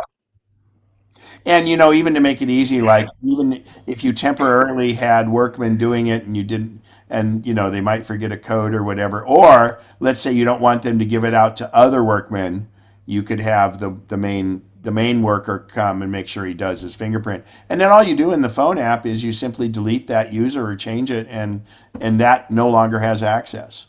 I should point out, and they really don't talk about it here much, but the actual hardware of this lock is the highest level of security as far as the components, the deadbolt and all that other stuff that they can do too. So that's the concern of people kicking in doors and things like that. So, which of course is obviously another way of doing entry. Yeah, I see on the site, it also works with Alexa. It does, and that's, you can tell it to lock and unlock it via that A word. And with the UltraLock Bridge Wi-Fi adapter, you can control it all remotely on the... So the Bridge Wi-Fi adapter is something that you can get when you buy it, or it's an add-on afterwards, and it simply plugs into a power plug, and it's close enough to the lock that the lock communicates with it. And with that, then of course you can control this from anywhere in the world. And I just bought the one that had the Wi-Fi connector on it, but it's something you can add later to it, because it has to be just from a power outlet that's within 30 feet or so of the lock itself. And the question comes up about batteries. It has 4 AA batteries, and they say it lasts a year. You can always monitor that. You'll get an alert if your battery runs low, and you can always see what your battery level is from the phone. App. Receive notifications when your child gets home from school. Distribute e-keys to your friends and family. And the app lets you manage and view logs of who has entered. The UltraLock U-Bolt Pro is a... So I want to point this out now because it's interesting. My criteria for any of these is I want to be able to use a key too. And the reason for that is, as we get older, if we need to call 911, you don't want them to break your door down. So what I do is, in my hallway to my front door from outside, on my water spigot, I have what looks like a real estate lockbox. Their master, their combination done. And what happens is, if I were to call 911, I can say, okay, when they get to the door, obviously if I'm still conscious, they would come to the door. I would tell 911, on the water faucet, here's the 4-digit code to open this little lockbox I have. Not related to this. It's a whole different one, which if you guys remind me when I go into Amazon, I'll show it to you. But basically that keeps a regular key. And this is unique because it does all this electronic stuff. There's fingerprint locks out there. There's digital locks out there. There's one that's connected to your phone, but this is the first one I found that does everything. And then this little black piece that you can see actually flips up, and there's a regular key. So all these Luddites that don't want to have all this technology, you just flip that little black thing up, and there's a regular key. And that's what I keep outside in the lockbox. Simple and safe security solution. Your fingerprint is your key that cannot be copied, stolen, or forgotten. Dual data encryption with a coprocessor and dynamic key make every single data transfer secure. So you don't need to worry about someone hacking your door. And this peace of mind takes just minutes to install. With U-Bolt Pro, you will never... Super easy to install. You basically just, so if you have a house where your deadbolt is separate from your latch, then this is super easy for that. They do sell a system where you replace your whole latch system, but this is simply to just replace a deadbolt. The majority of homes these days have a separate deadbolt. So if you have other than that, you have to explore the entire system. Get locked out or need a locksmith. There you can see. So this is where I forgot that it was part of the movie. So the black panel you can see right below her hand is the part that was up there. So you simply just do it, it comes down, and now you've just a regular old lock. Use a backup key or an external battery. So if the battery goes dead, you can always power it. But remember, you can always use the key. You get in your house, you replace the batteries, and then everything goes. And when the batteries go dead, it doesn't wipe everything out. It stays. If you missed the alerts, Bridget IFTTT integration syncs your U-Bolt Pro with the rest of your smart home. So IFTT, that's the Internet of Things. It basically, there's IFTT is a protocol where you can sync it with your thermostat and things like that. So if, let's say you didn't have auto lock enabled on the lock, you could tell your Echo device, your A device, you could say, hey, I'm leaving the house. And you could have a routine where it sets your thermostat to a certain temperature, it turns your lights off, and it makes sure your front door is locked, even if you didn't, that way if you didn't have auto lock on. So, oh, and also it did give me a reminder. One day I was going out to get mail at the mailbox, and I had not shut my door all the way, and it tried to do the deadbolt. Well, because I hadn't shut it all the way, the deadbolt said it thing, and I got an alert on my phone right away that said deadbolt jammed. So you would know to go back to do it. And use voice commands with your smart speaker. Alexa, lock the front door. U-Bolt Pro, the ultimate 6-in-1 smart deadbolt. Pre-order now on Indiegogo. So they say pre-order now, but it actually is at Amazon, and I will bring that up.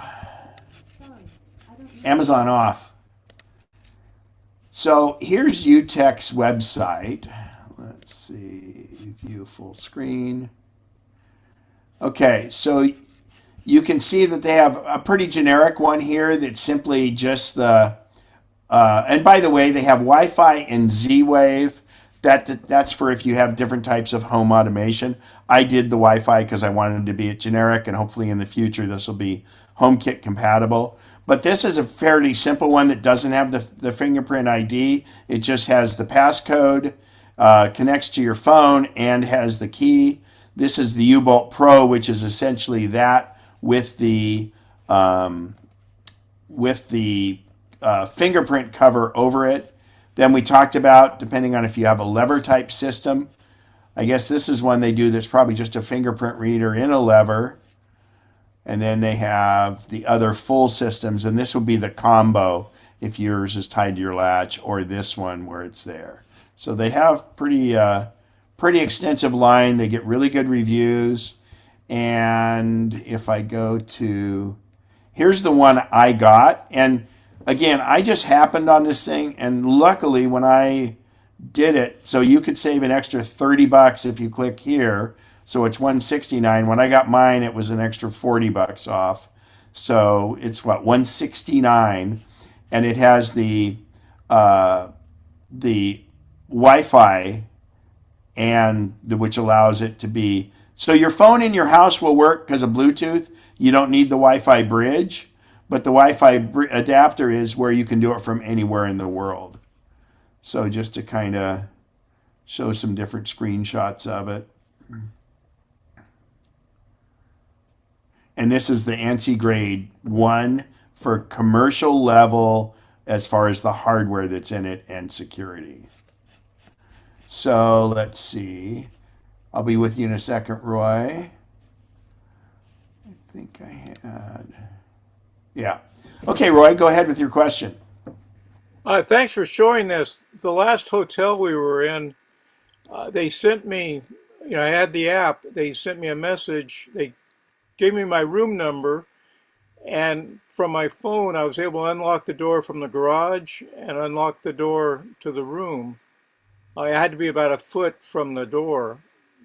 for the sensor. But so it didn't have the thumbprint, of course, but it was, I guess, similar technology. It was amazing, and I didn't realize I could get it on my home. So thank you. Yeah. So the thing some of the hotels are doing now is, in fact, they were doing it before COVID, but with COVID, they kind of do the touchless thing, whereas your phone can unlock your room. And so our phones have Bluetooth, of course, and that would be not the case of the hotel. They can know where you are, but what that generally is, it's what's a NFC, it's called, near field communication. It's basically you have to get your phone close enough to that, and you basically touch it or get close enough to touch it. And the phone sends a code to the lock sends a code back to it, and they say, oh, yeah, we're good. And then you go. It's very similar to how you use Apple Pay.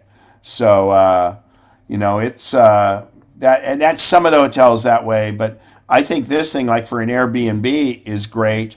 So you could give a key to somebody, or if you have a second place, then, friends are going to visit and things like that. You had another question, Roy? No, did I No, that's okay. I'll just lower lower you. the hand? Sorry. No, that's okay.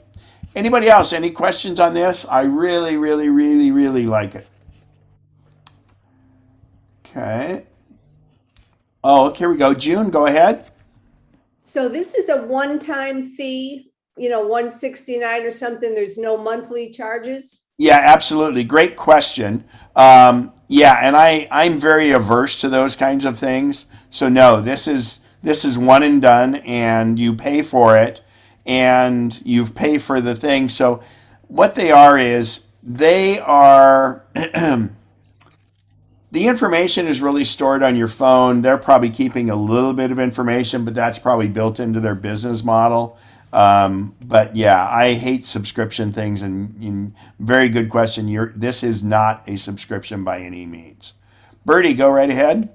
Hi, Ken. This is Bertie. I hope to travel soon this year, and I use my iPhone. Best time in the world to travel, because like Petra was deserted. Jordan had only been open a month when I was there. So it is, if this thing with Omicron, once it gets a little bit in hand, should be okay. But anyway, go ahead. Petra's great. I've walked it back and forth 3 different times.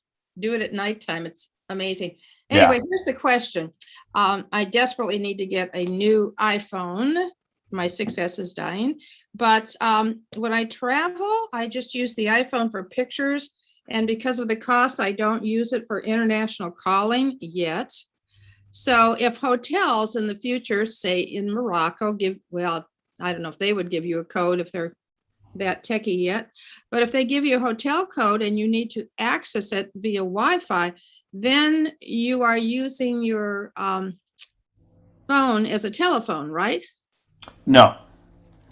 So when we talk about the hotels that do the door locks, your phone could be you could not be connected to any service, and it uses the proximity to the phone. The phone is, think of it this way. You know how in buildings, many times you'll get a key card for a gate or something like that. Those key cards don't have a battery in them or anything. And simply as you bring them up to the gate or the door has a transmitter. There's an antenna in the card. The antenna has a specific, quote, code, and it sends it back to it and says, oh, okay, yes, that person's authorized to go in. So you essentially have that in your phone with the NFC. The NFC means that it brings it up, the other device sends the signal to the phone and says, oh, okay, and then it goes back. So it really doesn't have anything to do with communicating over the internet or anything else. Now, to use this lock or other things where you need the internet, yes, you need to have a connection. In the hotel, if you're on the Wi-Fi connection, that would work just fine. But I encourage you, if you're going to travel internationally, you need to go to T-Mobile and get a T-Mobile plan, because T-Mobile lets you travel to 210 plus countries, and your data is free. It might be a little slower. Texting is completely free. And if you have to make a phone call, it's 25 cents a minute. Thank you very much, Ken. You bet. Bev, go right ahead. Yeah, okay, unmuted. Regarding the physical key on this lock that you're showing us, how does one get, what physical key, can you code that? Or I mean, the example, the situation I'm thinking of is I have 4 exterior doors that are all keyed to the same key. And when you get a new physical key, would this be adding another key to, I'm not expressing this well. No, I understand. So let me try and understand. Do you know what brand your locks are currently? Are they Quickset or what are they? It's not Quickset. I have one that is, oh, I can't think of the names, but Well, so here's the deal. Titan is one of them. Okay, so that's the Home Depot brand, I believe. Yeah. Which is nothing wrong with that. I don't know that they would work because it all has to do with the keyway. In other words, the keys themselves between Schlage, between Quickset, maybe Titan, and the others, they have, when I say a keyway, it's the shape of the key, not how they're cut for the tumblers, but they're actually the keyway. Yeah. So a little tip is, and that's why I had before this, I had a Quickset Kevo lock, because the Quickset has what's called Smart Key, where you can rekey it yourself. Because I have rental properties and I have them all keyed that way, so I can do that. But the Quickset key I know does not fit this. I don't know which keyway it is, but it would require you to change your other locks. But I frankly think you're never going to really carry a key for this one. And so why would I wouldn't, don't overcomplicate it. This is for your front deadbolt and gives you great functionality with it. Now, the majority of us enter through our garage, and that's fine. So, but this is again, so for me, when I come and go myself, I go in and out of my garage. But if I'm going to my mailbox or if I'm going out on a walk or something like that, I go in and out the front door and I simply use my fingerprint now. So Or can if you have other you change the mechanical key if the you way can change, okay, you usually can't change the keyway. In other words, right, shape of the key is the important part. Now, the tumblers. a locksmith probably could, and that's fine because and actually I'll bet they can, because the tumbler mechanism is separate. So you could probably have that done and have it match your other. But I don't know that for a fact, but I would just ask a locksmith. But I think I get what you're saying, and it would be nice to key it the same. But when I look at the picture here on the combo, when you look at it, you can see that keyway looks like a normal thing where you can just take the whole tumbler assembly out and they can put a new tumbler assembly in for you. And remember, that's the only unmechanized part of the whole thing. It is what it is. It's a traditional lock, and it would not mess with anything else. And it comes with that mechanical key. Yes. Thank you. And it comes with 2 keys. Okay? June, go right ahead. Oh, do you remember where you got your lockbox? Yeah, and I'll bring that up. Thank you mentioning that, because I got it on Amazon, and here's the Ultra Lock here just to show you. Let's open up this.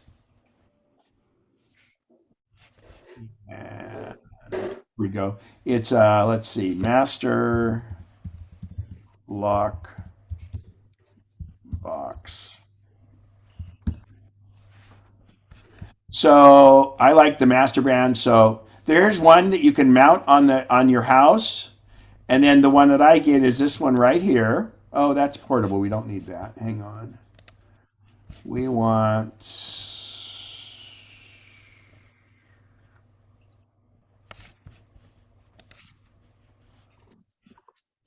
So this one here, this is a little different than I have, but you could go do your own search. So it's got a cover over it. Yeah, I'm going to get to the one I have because it's only about $30.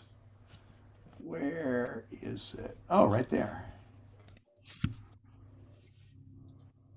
So when you open this, so you set your own combination, and then when you open it up, it unlocks. You can put it around your door, or in my case, I don't want it on the door all the time, and I don't want it that visible. So I have it on my you could put it on your gas line or on your water spigot right there. And what happens is inside, let's see if I can get a good picture of it. There. So when you open it, you can put keys inside it, and then the front closes and it has the combination. But when it's open like this is when you're able to release the little loop that goes over the door handle or in the water pipe and things like that. So Wow. and I chose combination because that way I can give 911 or anybody a thing to get this. If you're going to do entry and exit with other people, you just go, oh, and that's a 24 or something. That's a 5. Let's see here, 24. 5 key capacity. Yeah, so that's it. 2468. Let's look at this other one I wanted to show really quick here is this master one. Oh, and by the way, the little door that covers the combo slides up just for weatherproofness. This is one you can actually mount on the wall, is the whole idea. And the mounting screws are, of course, covered underneath. So you could mount this anywhere. And I really encourage having a physical key as a backup. Did that do it for you, June? Yes, thank you. Thank you. All right. Carolyn and then Chris again. Carolyn? Yes, I have a metal security screen door outside my wooden door. And I just went and checked, and it does have a quick set deadbolt. So has anybody ever tried to attach one of these to a metal screen door? Absolutely. And then what you would do is, do you lock your second door also or not? No. So in this case, you would just put it where that deadbolt is. Real easy replacement, and that'd be fine. I'm wondering if the deadbolt is too close to the round knob. What is the measurement of this box? Oh, the inside. You'd have to dig down on the website because that's where the batteries are and everything. So, yeah, you'd have to look at that. Yeah. Good Okay. point. All Really right. interesting. Might be worthy of a new screen door because I really like having Well, that. or you could move. Yeah, depending on how the lock is that's in the way in the door and the inside. But you should be able to see the dimensions. If you can't find them, shoot me an email and I'll give you the dimensions of mine. Thank you. Another thing you might consider, folks, is the Knox box. Yeah. So what a Knox box is, they're interesting. Knoxbox is a thing, and let me see if they will do a here.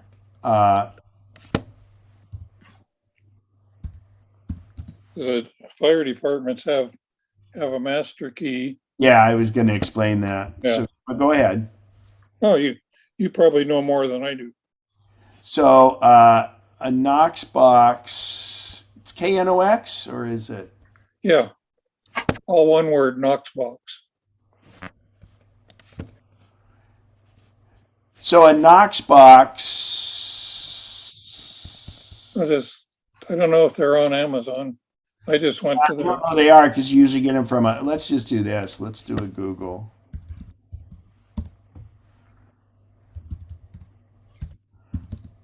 They require this of some businesses, but it's also something good for. So this is a bigger version of it, but basically what this is a box that has ability to have a key in it, okay? So they make smaller ones for your home. And the key to get into the box is only the fire department and the police department have. Now, there's some discussion whether that key is spread around out there or not. Yeah, there are other people that have these keys, but it's great for them to be able to access it. And you tell the fire department and you tell the police department that you have a Knox box. And what happens is when they show up, they have the key to get in there. They open this up, and then inside that is the key to get into your door. So it's very secure, but I have a concern, and you have to weigh it like anything, the security versus the convenience of them to be able to get in your house unattended. If you're unconscious, these things are great. And you have it by the door so they know when they come up to it. So firefighters and stuff like this too, because then they don't have to break down the door, and that can get expensive. So anyway, that's a Knox box. This wouldn't be exactly it, but you could even check with your local fire department, and they have some how to do it. So Chris, go right ahead. Thanks for the slideshow and all this great talk. I getting excited about travel again, and I think you said you were going to talk about travel during COVID, and I just was hoping you'd touch on that before we ran out of time. Yeah. Once you're done with this. No, that's good. And I did kind of start it in the travel part. But I'll come back to that. So there's some links in there. So basically, let's see here. Yeah, let's do it after I do. I've got, I think, only a couple more links here, and then we'll do this. So because that'll be I'll make that time-wise go kind of right up to the end of the Q&A. So this is about a 2-minute video, and this is the current state of full self-driving. It's the beta. I don't have it yet, but it's pretty amazing. In this video, you'll notice occasionally he will touch the wheel. That's only because the autopilot on Tesla requires that you are there and awake and everything. All these videos you see of people supposedly going with nobody in the driver's seat and all that, those are either fake or they've defeated the system, and what they're doing is totally illegal and shouldn't be done. But you have to occasionally just barely just move the wheel slightly. So he will not be using this for any navigation. You'll notice in the lower left there's a pedal. You can see the shiny pedals. He will never use the brake or the accelerator. So this is full self-driving. This was done about almost a month ago.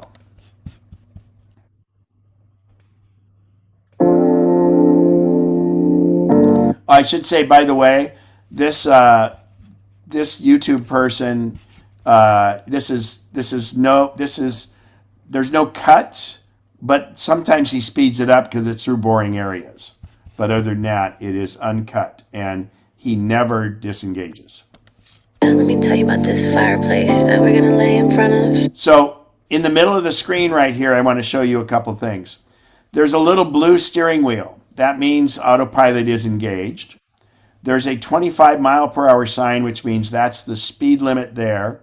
He has it set to be 5 over. The limit for using autopilot or full self-driving on city streets is 5 miles out over the posted speed limit. On the freeways, you can go up to, currently they can only go up to 80. I can go up to 90 if it's on a controlled access freeway. You'll notice on this screen there's going to be a lot of cars. You barely see this little yellow loop here, and what that is the sensor showing the proximity. Those are like for your, if you're trying to, go to a different lane, it lets you know if a car is there. In this picture, you'll see it reads and reacts to stop signs, to the stop lights. You'll even see if there are orange traffic cones, they will show up on here, and it'll show pedestrians. Roast marshmallows and oranges and shit. I got questions, what's your motive? Let me prove to you. I can take it, never folding. All I want's the truth. So here it's at a stop. You can see what's going on. Lights are green. There's no love like me, babe. I can see you. And you watch that stoplight. So in real time, when you see the stoplight turn green up there, it'll turn green on the car, just like it did. Those are what the 8 cameras around the car are seeing. There was a traffic cone. There's a pedestrian on the side. See, somebody cut in. It slowed down. This is in San Francisco. You'll notice he's not doing anything with the brake or the accelerator. It's doing all of this. It accomplished this turn. You can see the stop sign. Saw the little person on the scooter up ahead. Now it picks up that pedestrian went across.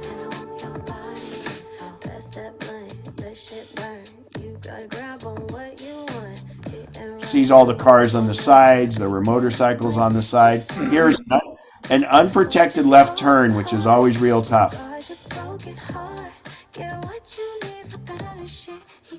So there it's waiting for the pedestrian to cross. The blue cars, when they show up blue, it says, okay, I see that car. How am I going to react? It's early days of this. It was very tentative.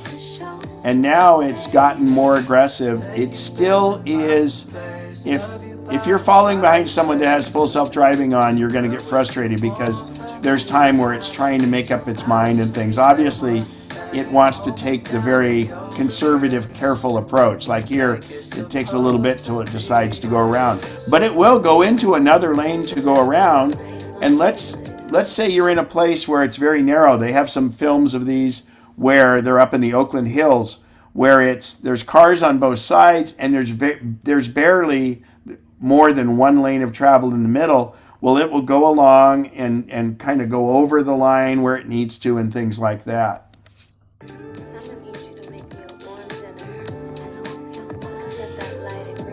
There are other companies out doing full self-driving, but what they do is they go through and they hyper map the area.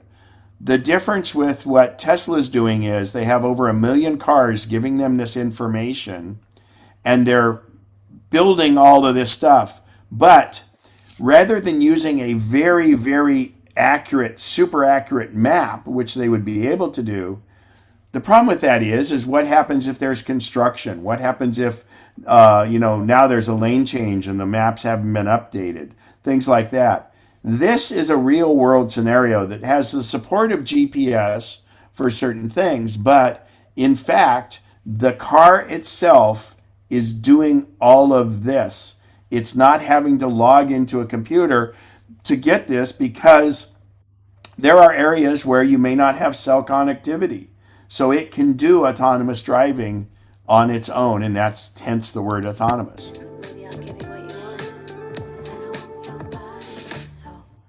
So that was the end of it. So any questions on that?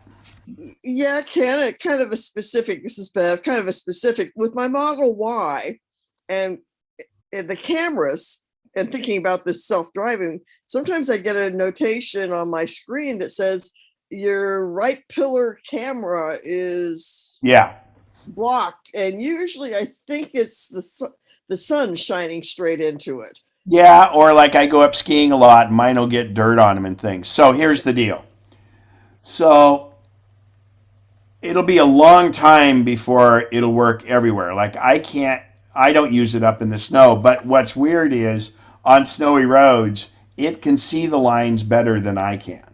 But there are 8 cameras, and now there's an internal camera, but there are 8 exterior cameras on the Tesla. There are 3 cameras right behind the rearview mirror facing forward. Close, medium, and long range are the 3 different cameras. Then on the right-hand fender, they call it a repeater camera where the blinker is way back. It's just in front of the rearview mirror. It essentially has the same view as the rearview mirror. So that's looking backwards from the side of your car. And eventually they'll replace the rearview mirrors and you'll get it on your screen. Then right behind your head on the outside, it's basically between the front door and the back door. That's called the B pillar. There are cameras there. And what those cameras do is get cross traffic. And then on the trunk, there is actually 1 camera, and that does everything to the back. Now, within reason, it can work even if some of the cameras are occluded, but what would happen is, let's say it said that the left pillar camera was blocked, it might not do certain things because that's what it uses to look for cross traffic. So in that scenario, like at this stop sign, it might not proceed through the stop sign because it can't see what it says, I can't see anything, so I'm not going to risk it. For instance, it might not make a left turn without you doing it. So at the time being, you have to treat this like an assistant. I've driven over 100,000 miles in autopilot, and I know the problems with it, and I'm always ready. It's my assistant. I'm not its assistant. And it has saved me a few times. It did save me from a rear end one time, but it's just, you have to treat it like that. But I wanted to just present this to let you know that this is just some guy. This isn't a Tesla employee, and the cars pretty much drive themselves.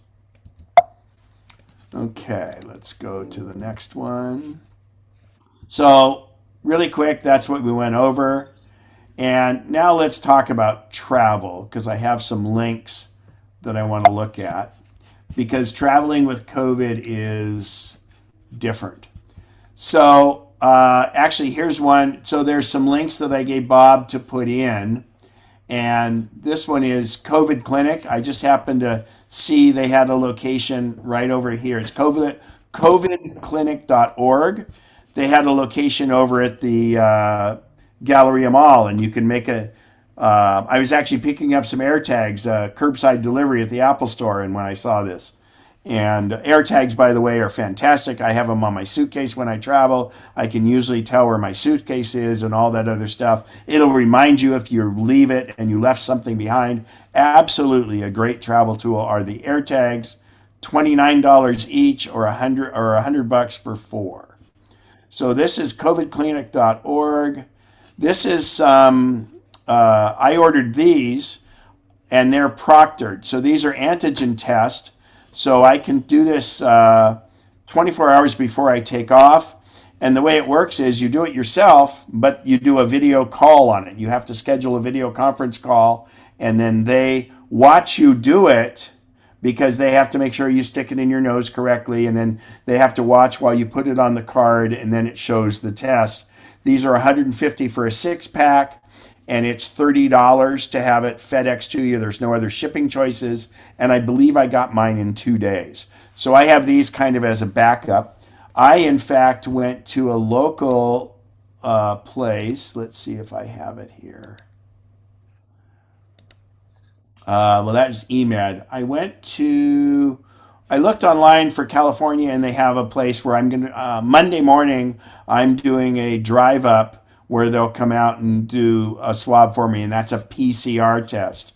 Like for me to go to Switzerland, I can have a PCR test within 72 hours of my departure, not arrival, because they know it takes a long time to go through. So 72 hours within my departure, I can do a PCR, but I can do an antigen test, which is the home test one like this, within 24 hours and get my results. And by the way, since this one's proctored, they give you a result. You have to have a sheet. And I found that when I did the Morocco trip and stuff, even though I didn't have to take tests before I entered certain countries, I did, because it made it a lot smoother. So how to test that is, there's a website that hopefully Bob has got it in the links there. It's Sherpa. And you put in what country, like for instance here, I'll put in United States. And then where am I going? And I'll put in Switzerland.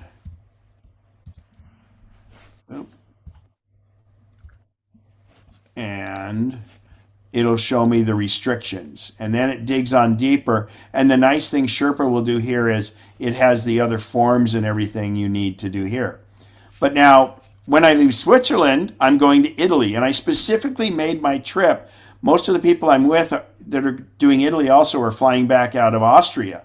Well, I said, you know what? I don't want to risk crossing another country line because it's a chance to maybe get quarantined. So I made sure that I'm flying back from Milan, where I fly into Geneva, I fly back from Milan because I'm only visiting Switzerland and Italy, and I'll be transiting between Switzerland and Italy by train. But then I push in Switzerland up here instead of United States. Actually, I should have just done it this way. Oh, hit the little, oh, they don't have a flip. Okay. So from Switzerland to Italy, and then that gives me the entry restrictions for Italy. And the majority of the entry restrictions is how you're allowed. Now, I actually use a different one than this too. Sherpa is where I go in deep to get all my forms and things like that. But the link for kayak.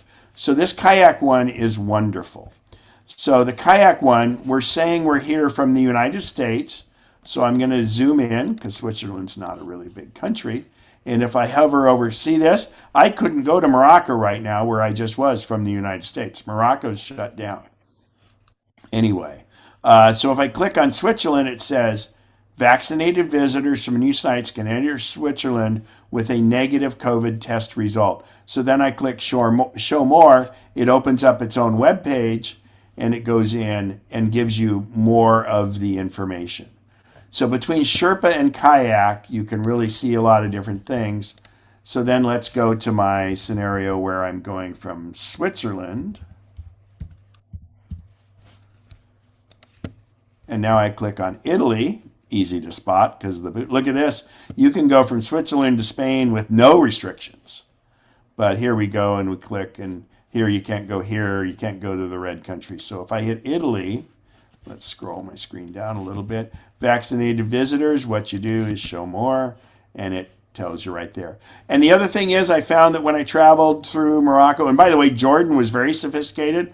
When I entered Jordan, I already had this piece of paper that had a QR code on it, not my vaccine QR code, but I had gone onto their site. I did my visa information and all that other stuff. And when I enter, I simply had this QR code on a piece of paper that I went right through immigration and all that other stuff. But when you enter Jordan, they had 50 booths set up where people could get PCR tests right there in the airport, and they hold them until they do it. But generally speaking, like when I depart from Sacramento, when I did Fleur, in fact, I went to Sacramento and I was going Delta to Casablanca, and I had all my paperwork and I did not need to have a COVID test to enter Morocco. And on her screen, it said, yes, you have to COVID test. And I go, well, no, I've researched this a lot. I don't think so. And then she read farther down her screen and it said, no, you don't need it. So she called the supervisor. It turned out I didn't need it. But at your point of departure is where you're going to need this information and have it with you. And for domestic travel, you can get a QR code for your vaccine. But to be honest, a copy of your COVID card, and I also took my Rio card with me, that was what you needed for most of this stuff. So go ahead, Carolyn, ask your question. Excuse me, question. Unmute yourself. Carolyn, you had go ahead. Sorry, I'm sorry. I'm online and they have one of these locks regularly $139.99 for $109.64. Has a bridge, Wi-Fi, adapter, 5-in-1 keyless. Are you on Amazon? Yes. Post the link in chat and I'll pull it up. Go to chat, copy and paste that into it, and I'll pull it up and we can see it for everybody. Well, oh, here we go. I'm sorry, I'm not thinking. Yeah, no, just go up to Safari at the top. I'm on my iPad and I don't know how to do it as easy. Okay, well, anyway, so is it the Ultra Lock brand? Yes. So that one's less money. It probably doesn't have all the extra features. Well, I don't need to be doing this from, Spain, that's for sure. Well, but that's only the Wi-Fi. It's a special limited deal. That's only the Wi-Fi adapter. Well, Do you have my email or text? You can send it to me. I'll link to it because we're getting close on time here. I'm okay. Thank you. Can you send me that right now? I don't know. I could. Okay. Anyway, Can I email it to you? just Yeah, do you have my email address? Yeah, I'm on my computer getting the. Okay, well, anyway, let's move on to Mary's question and then we'll come back to you. Mary, go right ahead. Just, I'm trying to figure out how to add my COVID card to my wallet. And I understand that I was having a little trouble yesterday, but through the health app, you can also maybe add your insurance cards, but you have to go to the insurance provider to get it in your wallet. So you can't add your actual COVID card to wallet. My recommendation is you add it to notes where I put all my other stuff in there. But if you go to the website, and I'll pull it up here for you, QR. That just seems like a good travel thing for no matter where you're going. Yeah, but you can't add the card. You can add your QR code. Oh, okay. Okay. And you have to get your QR code from California. And the insurance cards, I was looking that up and That's up to your insurance carrier. Usually if they have an app, it will do it. yeah, that's what I was going to say. If you go to this website, and I'll post it in the chat, here's how you get a QR code of your vaccine. It works for Sacramento, Placer counties. I know that. Let me go back to Zoom and I'll put it in there and then we'll show you. Chat.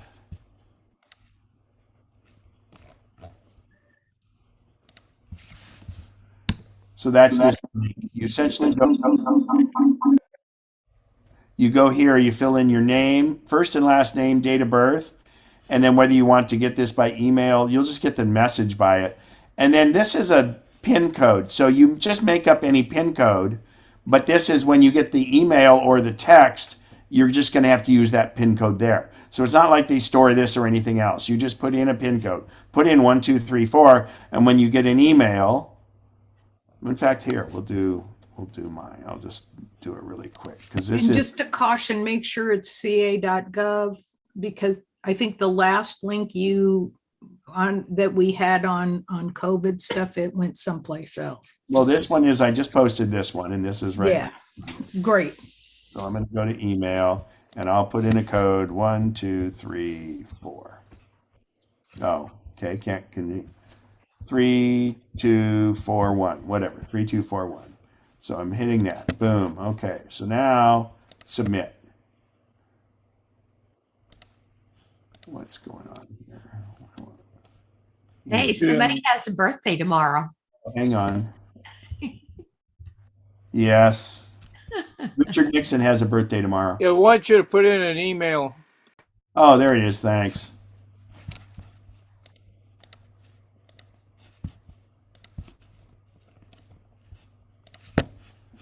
Okay, so I've done that. Let's check my mail.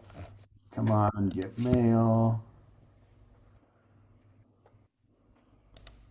While we're waiting for the mail to come in, I'm going to click on, here we go.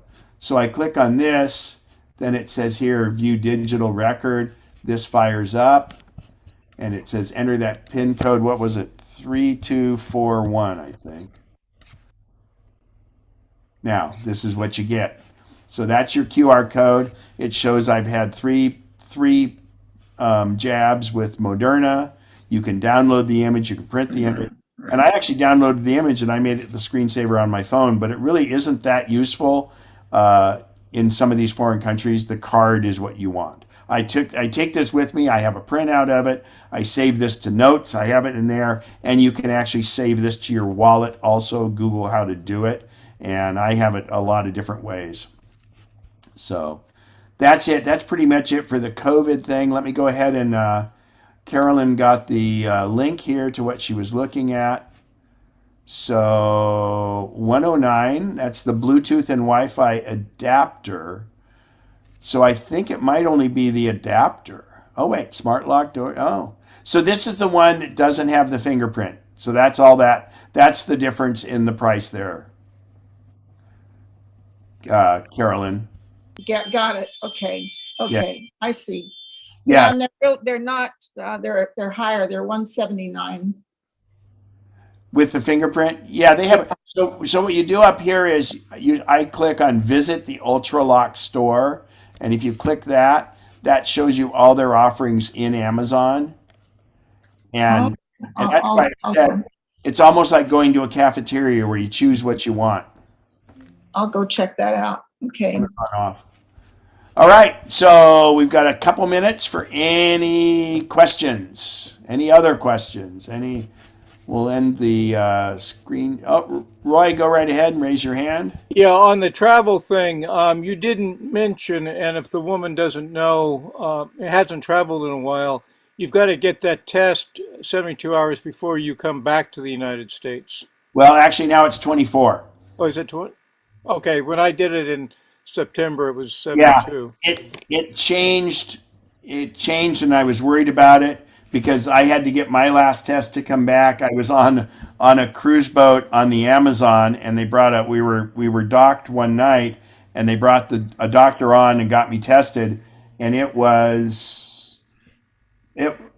I took the test 24 hours, but I'm leaving for the airport at 10 p.m. to get my flight, and I did not get my result until 8:30 p.m. Yeah.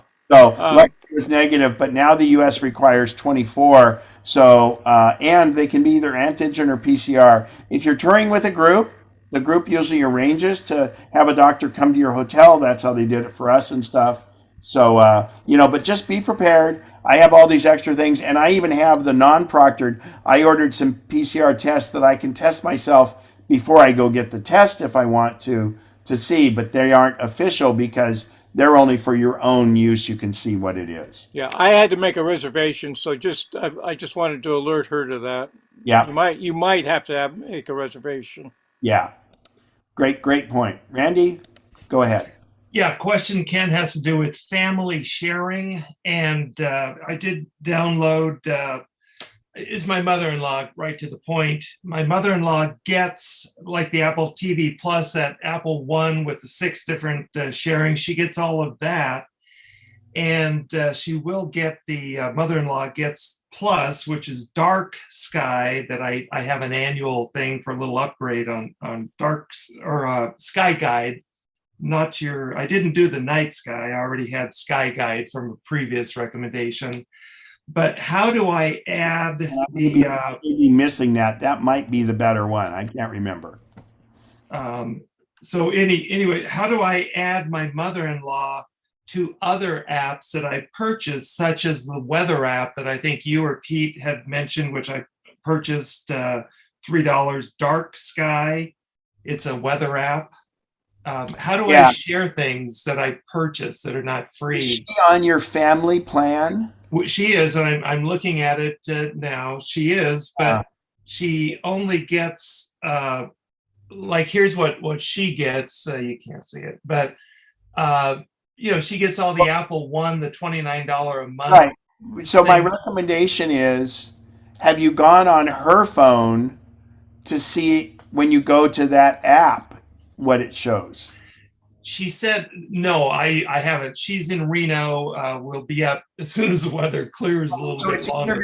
It's either going to say get, which means she has to pay for it, right? Or it'll have it'll give you the cloud, and the cloud means she can download it. Oh, good. Not all apps in the App Store agree to do family sharing.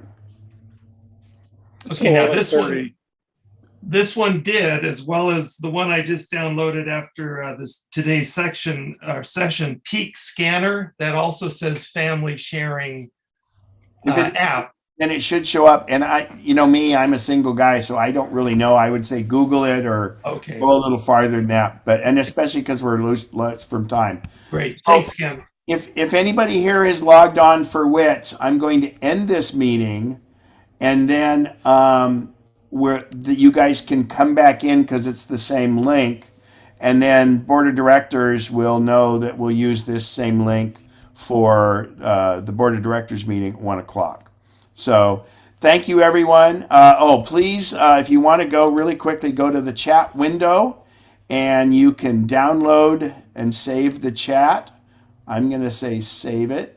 And then we'll probably try to put that together in a PDF. So all the links that were on there, of course, the dialogue that's in there too. By previous arrangement, I'm mailing it Al, and he's gonna fix it up later today. Fantastic. So Al will put it together in a PDF for us. So Bob, before I end the meeting, have I you? saved it already. Fantastic. Thank you very much, everyone. And have a great day. Happy New Year. And we'll see you guys in a month. Thank you. And again, WITS people, go ahead. You're going to have to log back in because I'm going to quit the meeting and that'll get rid of everybody. Good trip. Thank you.